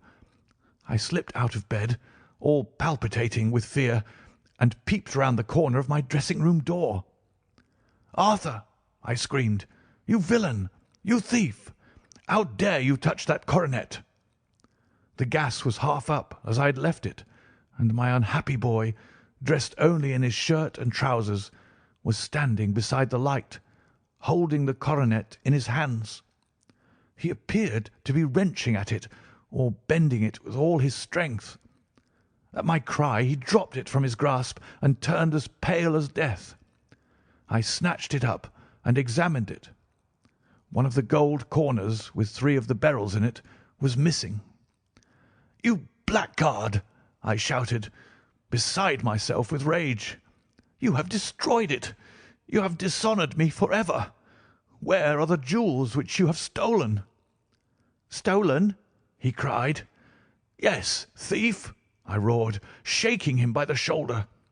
"There are none missing. There cannot be any missing," said he. "There are 3 missing, and you know where they are. Must I call you a liar as well as a thief? Did I not see you trying to tear off another piece?" "You have called me names enough," said he. "I will not stand it any longer. I shall not say another word about the business, since you have chosen to insult me. I will leave your house in the morning and make my own way in the world." "You shall leave it in the hands of the police," I cried, half mad with grief and rage. "I shall have this matter probed to the bottom." "You shall learn nothing from me," said he with a passion such as I should not have thought it was in his nature. "If you choose to call the police, let the police find what they can."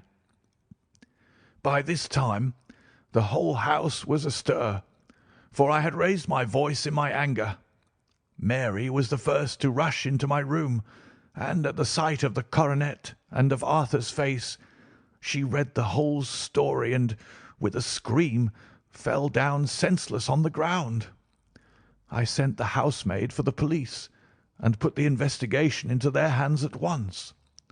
When the inspector and the constable entered the house, Arthur, who had stood sullenly with his arms folded, asked me whether it was my intention to charge him with theft. I answered that it had ceased to be a private matter, but had become a public one, since the ruined coronet was national property. I was determined that the law should have its way in everything. "At least," said he, "you will not have me arrested at once. It would be to your advantage as well as mine if I might leave the house for 5 minutes." "That you might get away, or perhaps that you may conceal what you have stolen?" said I, and then, realizing the dreadful position in which I was placed, I implored him to remember that not only my honour, but that of one who was far greater than I, was at stake, and that he threatened to raise a scandal which would convulse the nation. He might avert it all if he would but tell me what he had done with the 3 missing stones. "You may as well face the matter," said I. "You have been caught in the act, and no confession could make your guilt more heinous. If you but make such reparation as is in your power by telling us where the beryls are, all shall be forgiven and forgotten." "Keep your forgiveness for those who ask for it," he answered, turning away from me with a sneer. I saw that he was too hardened for any words of mine to influence him. There was but one way for it. I called in the inspector and gave him into custody. A search was made at once, not only of his person, but of his room and of every portion of the house where he could possibly have concealed the gems. But no trace of them could be found, nor would the wretched boy open his mouth for all our persuasions and our threats. This morning he was removed to a cell, and I, after going through all the police formalities, have hurried round to you to implore you to use your skill in unravelling the matter.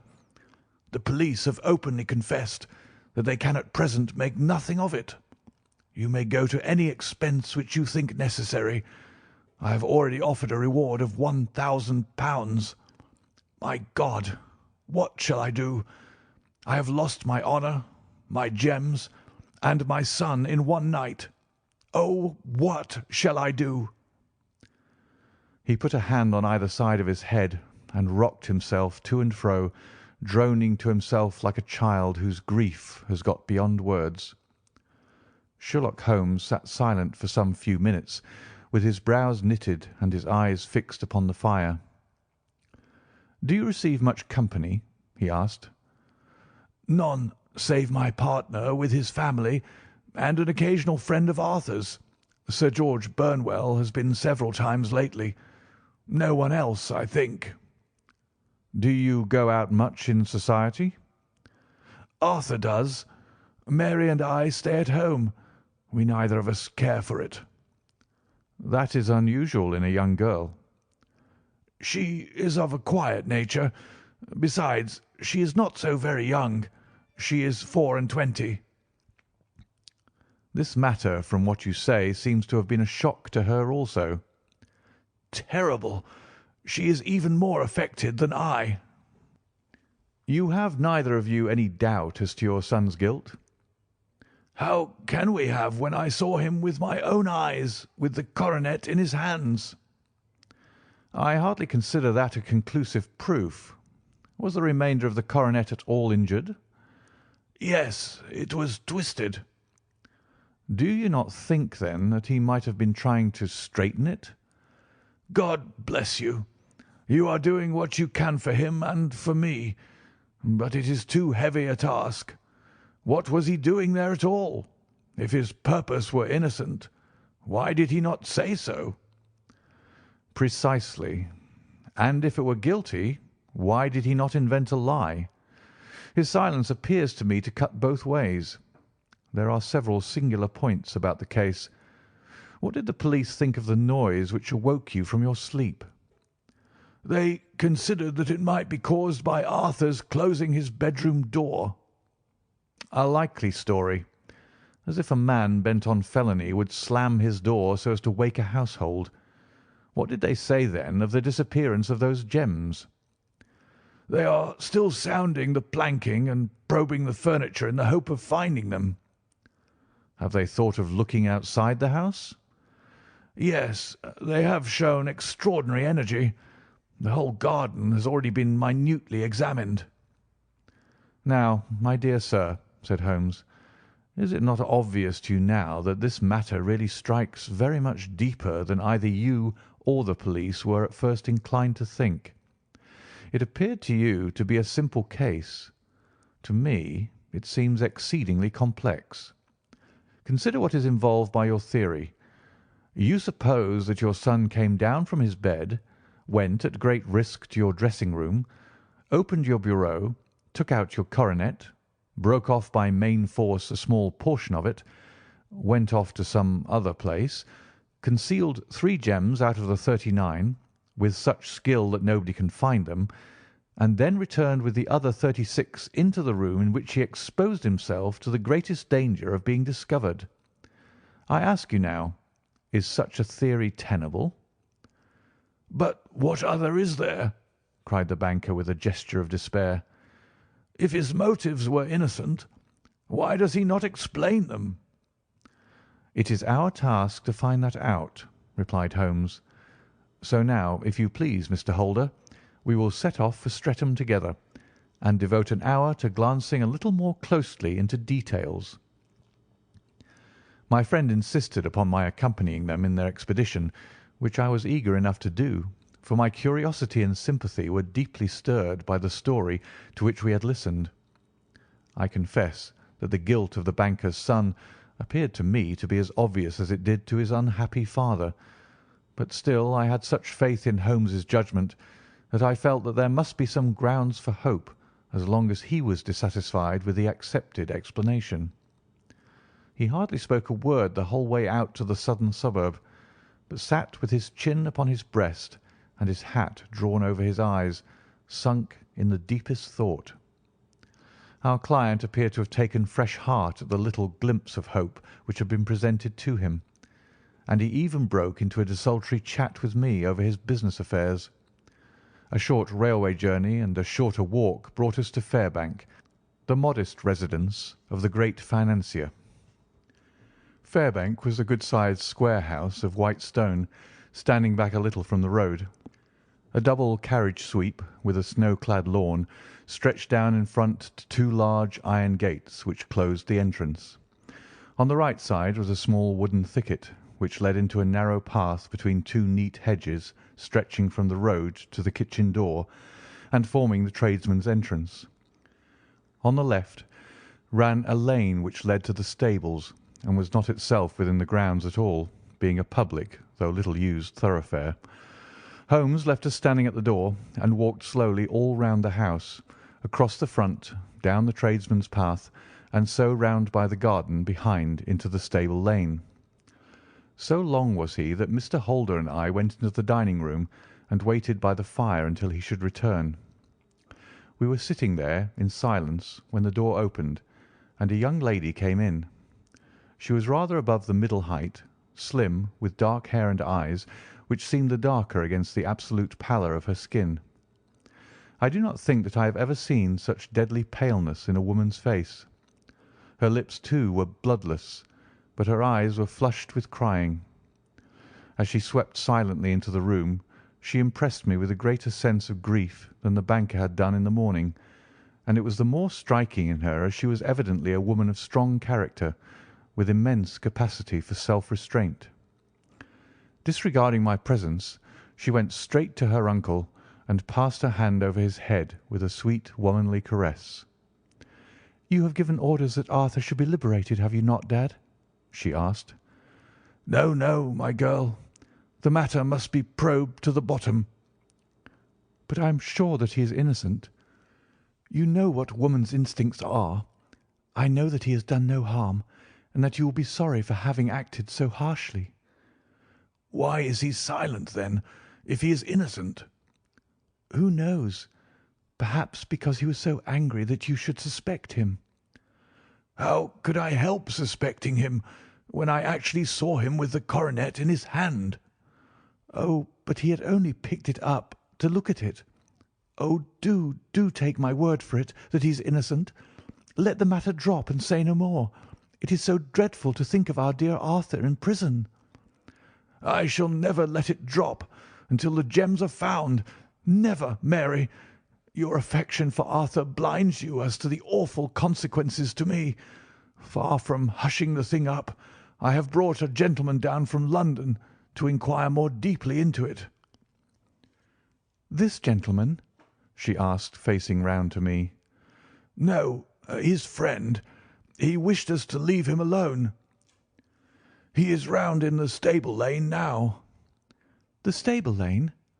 She raised her dark eyebrows. "What can he hope to find there? Ah, this, I suppose, is he.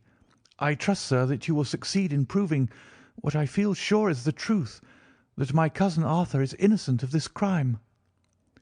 "I fully share your opinion, and I trust with you that we may prove it," returned Holmes, going back to the mat to knock the snow from his shoes.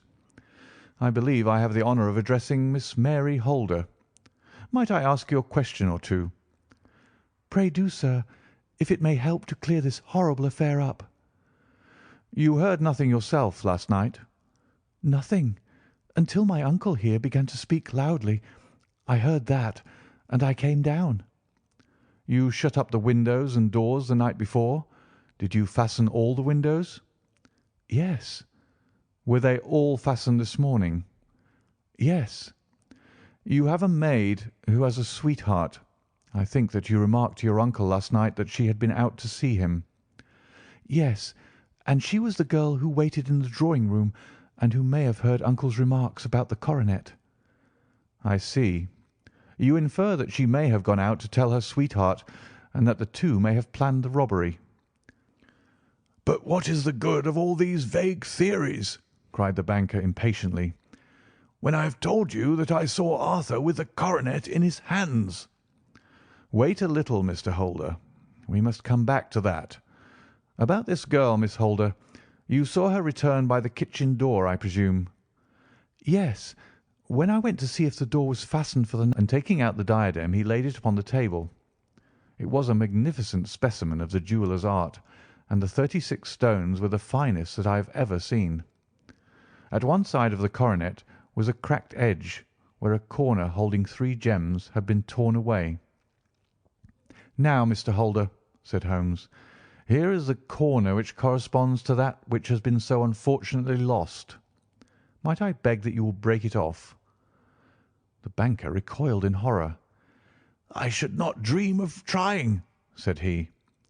"Then I will." Holmes suddenly bent his strength upon it, but without result. "I feel it give a little," said he, "but though I am exceptionally strong in the fingers, it would take me all my time to break it. An ordinary man could not do it. Now, what do you think would happen if I did break it, Mr. Holder? There would be a noise like a pistol shot. Do you tell me that all this happened within a few yards of your bed, and that you heard nothing of it?" "I do not know what to think.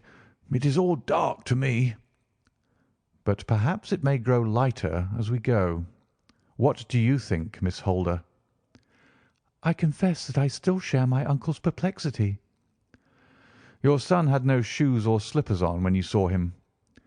"He had nothing on save only his trousers and shirt." "Thank you. We have certainly been favoured with extraordinary luck during this inquiry, and it will be entirely our own fault if we do not succeed in clearing the matter up. With your permission, Mr. Holder, I shall now continue my investigations outside." He went alone at his own request, for he explained that any unnecessary footmarks might make his task more difficult. For an hour or more he was at work, returning at last with his feet heavy with snow and his features as inscrutable as ever. "I think that I have seen now all that there is to see, Mr. Holder," said he. "I can serve you best by returning to my rooms." "But the gems, Mr. Holmes, where are they?"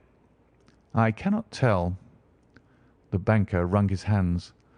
"I shall never see them again," he cried. "And my son! You give me hopes." "My opinion is in no way altered." "Then, for God's sake, what was this dark business which was acted in my house last night?" "If you can call upon me at my Baker Street rooms to-morrow morning between 9 and 10, I shall be happy to do what I can to make it clearer. I understand that you give me carte blanche to act for you, provided only that I get back the gems, and that you place no limit on the sum I may draw." "I would give my fortune to have them back." "Very good. I shall look into the matter between this and then. Good-bye. It is just possible that I may have to come over here again before evening." It was obvious to me that my companion's mind was now made up about the case, although what his conclusions were was more than I could even dimly imagine. Several times during our homeward journey I endeavoured to sound him upon the point, but he always glided away to some other topic, until at last I gave it over in despair. It was not yet 3 when we found ourselves in our rooms once more. He hurried to his chamber, and was down again in a few minutes, dressed as a common loafer. With his collar turned up, his shiny, seedy coat, his red cravat, and his worn boots, he was a perfect sample of the class. "I think that this should do," said he, glancing into the glass above the fireplace. "I only wish you could come with me, Watson, but I fear that it won't do. I may be on the trail in this matter, or I may be following a will-o'-the-wisp, but I shall soon know which it is. I hope that I may be back in a few hours." He cut a slice of beef from the joint upon the sideboard, sandwiched it between 2 rounds of bread, and thrusting his rude meal into his pocket, he started off upon his expedition. I had just finished my tea when he returned, evidently in excellent spirits, swinging an old elastic-sided boot in his hand. He chucked it down into a corner and helped himself to a cup of tea. "I only looked in as I passed," said he. "I am going right on." "Where to?" "Oh, to the other side of the West End. It may be some time before I get back. Don't wait up for me in case I should be late." "How are you getting on?" "Oh, so. Nothing to complain of. I've been out to Streatham since I saw you last, but I did not call at the house. It is a very sweet little problem, and I would not have missed it for a good deal. However, I must not sit gossiping here, but must get these disreputable clothes off and return to my highly respectable self." I could see by his manner that he had strong reasons for satisfaction than his words alone would imply. His eyes twinkled, and there was even a touch of colour upon his sallow cheeks. He hastened upstairs, and a few minutes later I heard the slam of the hall door, which told me that he was off once more upon his congenial hunt. I waited until midnight, but there was no sign of his return, so I retired to my room. It was no uncommon thing for him to be away for days and nights on end when he was hot upon a scent, so that his lateness caused me no surprise. I do not know at what hour he came in, but when I came down to breakfast in the morning, there he was with a cup of coffee in one hand and the paper in the other, as fresh and trim as possible. "You will excuse my beginning without you, Watson," said he, "but you remember that our client has rather an early appointment this morning." "Why, it is after 9 now," I answered. "I should not be surprised if that were he. I thought I heard a ring." It was indeed our friend the financier. I was shocked by the change which had come over him, for his face, which was naturally of a broad and massive mould, was now pinched and fallen in, while his hair seemed to me at least a shade whiter. He entered with a weariness and lethargy which was even more painful than his violence of the morning before, and he dropped heavily into the armchair which I pushed forward for him. "I do not know what I have done to be so severely tried," said he. "Only 2 days ago I was a happy and prosperous man, without a care in the world. Now I am left to a lonely and dishonoured age. One sorrow comes close upon the heels of another. My niece Mary has deserted me." "Deserted you?" "Yes. Her bed this morning had not been slept in. Her room was empty, and a note for me lay upon the hall table. I had said to her last night, in sorrow and not in anger, that if she had married my boy all might have been well with him. Perhaps it was thoughtless of me to say so. It is to that remark that she refers in this note. My dearest uncle, I feel that I have brought trouble upon you, and that if I had acted differently this terrible misfortune might never have occurred. I cannot, with this thought in my mind, ever again be happy under your roof, and I feel that I must leave you forever. Do not worry about my future, for that is provided for, and, above all, do not search for me, for it will be fruitless labour and an ill service to me. In life or in death, I am ever your loving Mary." "What could she mean by that note, Mr. Holmes? Do you think it points to suicide?" No, no, nothing of the kind. It is perhaps the best possible solution. I trust, Mr. Holder, that you are nearing the end of your troubles." "Ha! You say so. You have heard something, Mr. Holmes? You have learned something? Where are the gems?" "You would not think £1,000 apiece an excessive sum for them?" "I would pay 10." "That would be unnecessary. The 1,000 will cover the matter, and there is a little reward, I fancy. Have you your cheque-book? Here is a pen. Better make it out for £4,000. With a dazed face, the banker made out the required cheque. Holmes walked over to his desk, took out a little triangular piece of gold with 3 gems in it, and threw it down upon the table. With a shriek of joy, our client clutched it up. "You have it!" he gasped. "I am saved! I am saved!" The reaction of joy was as passionate as his grief had been, and he hugged his recovered gems to his bosom. "There is one other thing you owe, Mr. Holder," said Sherlock Holmes rather sternly. "Oh!" He caught up a pen. "Name the sum, and I will pay it." "No, the debt is not to me. You owe a very humble apology to that noble lad, your son, who has carried himself in this matter as I should be proud to see my own son do, should I ever chance to have one." "Then it was not Arthur who took them?" "I told you yesterday, and I repeat to-day, that it was not." "You are sure of it? Then let us hurry to him at once to let him know that the truth is known." "He knows it already. When I had cleared it all up, I had an interview with him, and finding that he would not tell me the story, I told it to him, on which he had to confess that I was right, and to add the very few details which were not yet quite clear to me. Your news of this morning, however, may open his lips." "For heaven's sake, tell me, then, what is this extraordinary mystery?" "I will do so, and I will show you the steps by which I reached it. And let me say to you first that which it is hardest for me to say and for you to hear. There has been an understanding between Sir George Burnwell and your niece Mary. They have now fled together." "My Mary? Impossible!" "It is unfortunately more than possible. It is certain.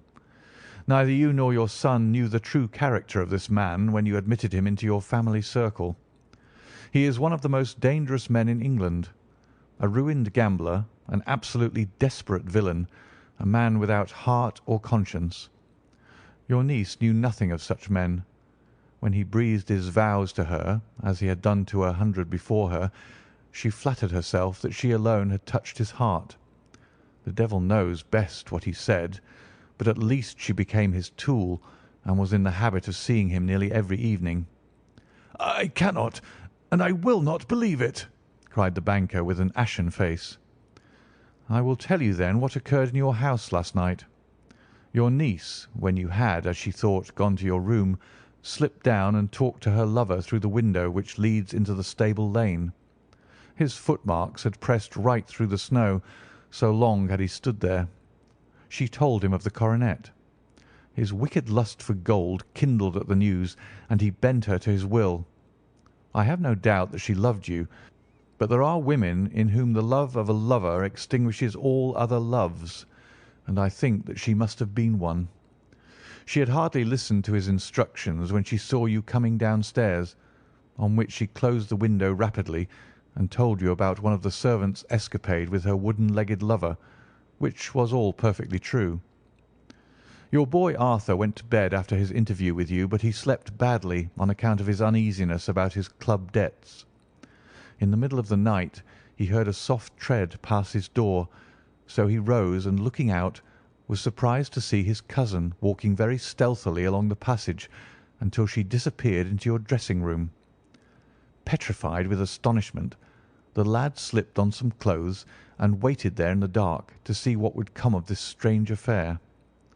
Presently she emerged from the room again, and in the light of the passage lamp your son saw that she carried the precious coronet in her hands. She passed down the stairs, and he, thrilling with horror, ran along and slipped behind the curtain near your door, whence he could see what passed in the hall beneath.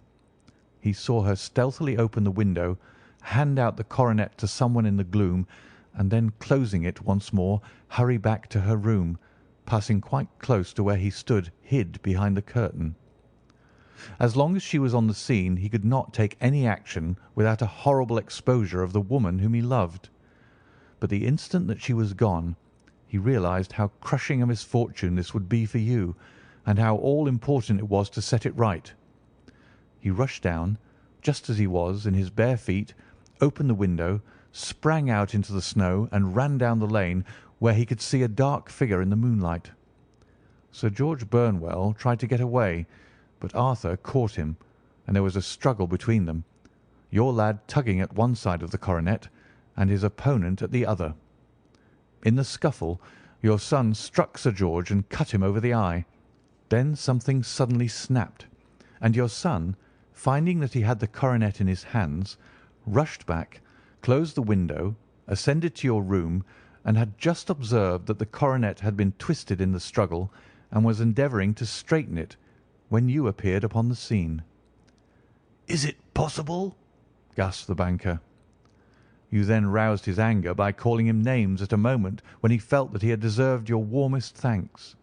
He could not explain the true state of affairs without betraying one who certainly deserved little enough consideration at his hands.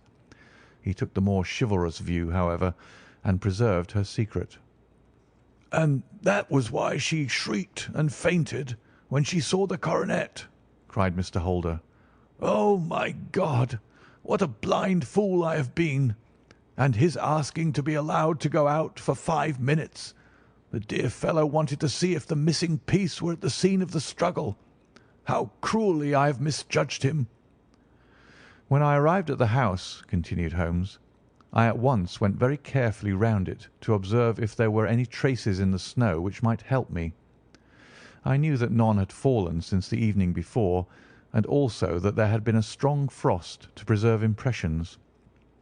I passed along the tradesman's path, but found it all trampled down and indistinguishable. Just beyond it, however, at the far side of the kitchen door, a woman had stood and talked with a man, whose round impressions on one side showed that he had a wooden leg. I could even tell that they had been disturbed, for the woman had run back swiftly to the door, as was shown by the deep toe and light heel marks, while wooden leg had waited a little and then had gone away. I thought at the time that this might be the maid and her sweetheart, of whom you had already spoken to me, and inquiry showed it was so. I passed round the garden without seeing anything more than random tracks, which I took to be the police.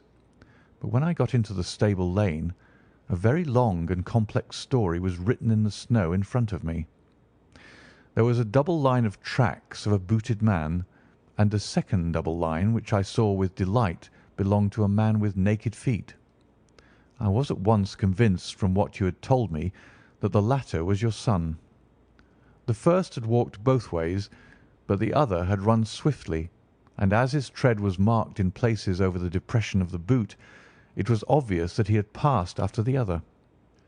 I followed them up and found they led to the hall window, where Boots had worn all the snow away while waiting. Then I walked to the other end, which was 100 yards or more down the lane. I saw where Boots had faced round, where the snow was cut up as though there had been a struggle, and finally where a few drops of blood had fallen, to show me that I was not mistaken. Boots had then run down the lane, and another little smudge of blood showed that it was he who had been hurt. When he came to the high road at the other end, I found that the pavement had been cleared, so there was an end to that clue. On entering the house, however, I examined, as you remember, the sill and framework of the hall window with my lens, and I could at once see that someone had passed out. I could distinguish the outline of an instep where the wet foot had been placed in coming in. I was then beginning to be able to form an opinion as to what had occurred. A man had waited outside the window. Someone had brought the gems. The deed had been overseen by your son. He had pursued the thief, had struggled with him. They had each tugged at the coronet, their united strength causing injuries which neither alone could have effected. He had returned with the prize, but had left a fragment in the grasp of his opponent. So far I was clear. The question now was, who was the man and who was it brought him the coronet? It is an old maxim of mine that when you have excluded the impossible, whatever remains, however improbable, must be the truth. Now I knew that it was not you who had brought it down, so there only remained your niece and the maids. But if it were the maids, why should your son allow himself to be accused in their place? There could be no possible reason. As he loved his cousin, however, there was an excellent explanation why he should retain her secret, the more so as the secret was a disgraceful one. When I remembered that you had seen her at that window and how she had fainted on seeing the coronet again, my conjecture became a certainty. And who could it be who was her confederate? A lover, evidently, for who else could outweigh the love and gratitude which she must feel to you? I knew that you went out little, and that your circle of friends was a very limited one, but among them was Sir George Burnwell. I had heard of him before as being a man of evil reputation among women. It must have been he who wore those boots and retained the missing gems. Even though he knew that Arthur had discovered him, he might still flatter himself that he was safe, for the lad could not say a word without compromising his own family. Well, your own good sense will suggest what measures I took next. I went in the shape of a loafer to Sir George's house, managed to pick up an acquaintance with his valet, learned that his master had cut his head the night before, and finally, at the expense of 6 shillings, made all sure by buying a pair of his cast-off shoes. With these I journeyed down to Streatham and saw that they exactly fitted the tracks.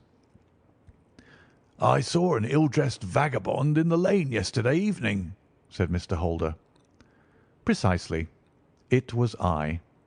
I found that I had my man, so I came home and changed my clothes. It was a delicate part which I had to play then, for I saw that a prosecution must be avoided to avert scandal, and I knew that so astute a villain would see that our hands were tied in the matter. I went and saw him. At first, of course, he denied everything, but when I gave him every particular that had occurred, he tried to bluster and took down a life-preserver from the wall. I knew my man, however, and I clapped a pistol to his head before he could strike. Then he became a little more reasonable. I told him that we would give him a price for the stones he held, £1,000 apiece. That brought out the first signs of grief that he had shown. "Why, dash it all," said he, "I've let them go at 600 for the 3." I soon managed to get the address of the receiver who had them, on promising him that there would be no prosecution. Off I set to him, and after much chaffering, I got our stones at £1,000 apiece. Then I looked in upon your son, told him that all was right, and eventually got to my bed about 2 o'clock, after what I may recall a really hard day's work. "A day which has saved England from a great public scandal," said the banker, rising. "Sir, I cannot find words to thank you, but you shall not find me ungrateful for what you have done. Your skill has indeed exceeded all that I have heard of it, and now I must fly to my dear boy to apologize to him for the wrong which I have done him. As to what you tell me of poor Mary, it goes to my very heart. Not even your skill can inform me where she is now." "I think that we may safely say," returned Holmes, "that she is wherever Sir George Burnwell is. It is equally certain, too, that whatever her sins are, they will soon receive a more than sufficient punishment."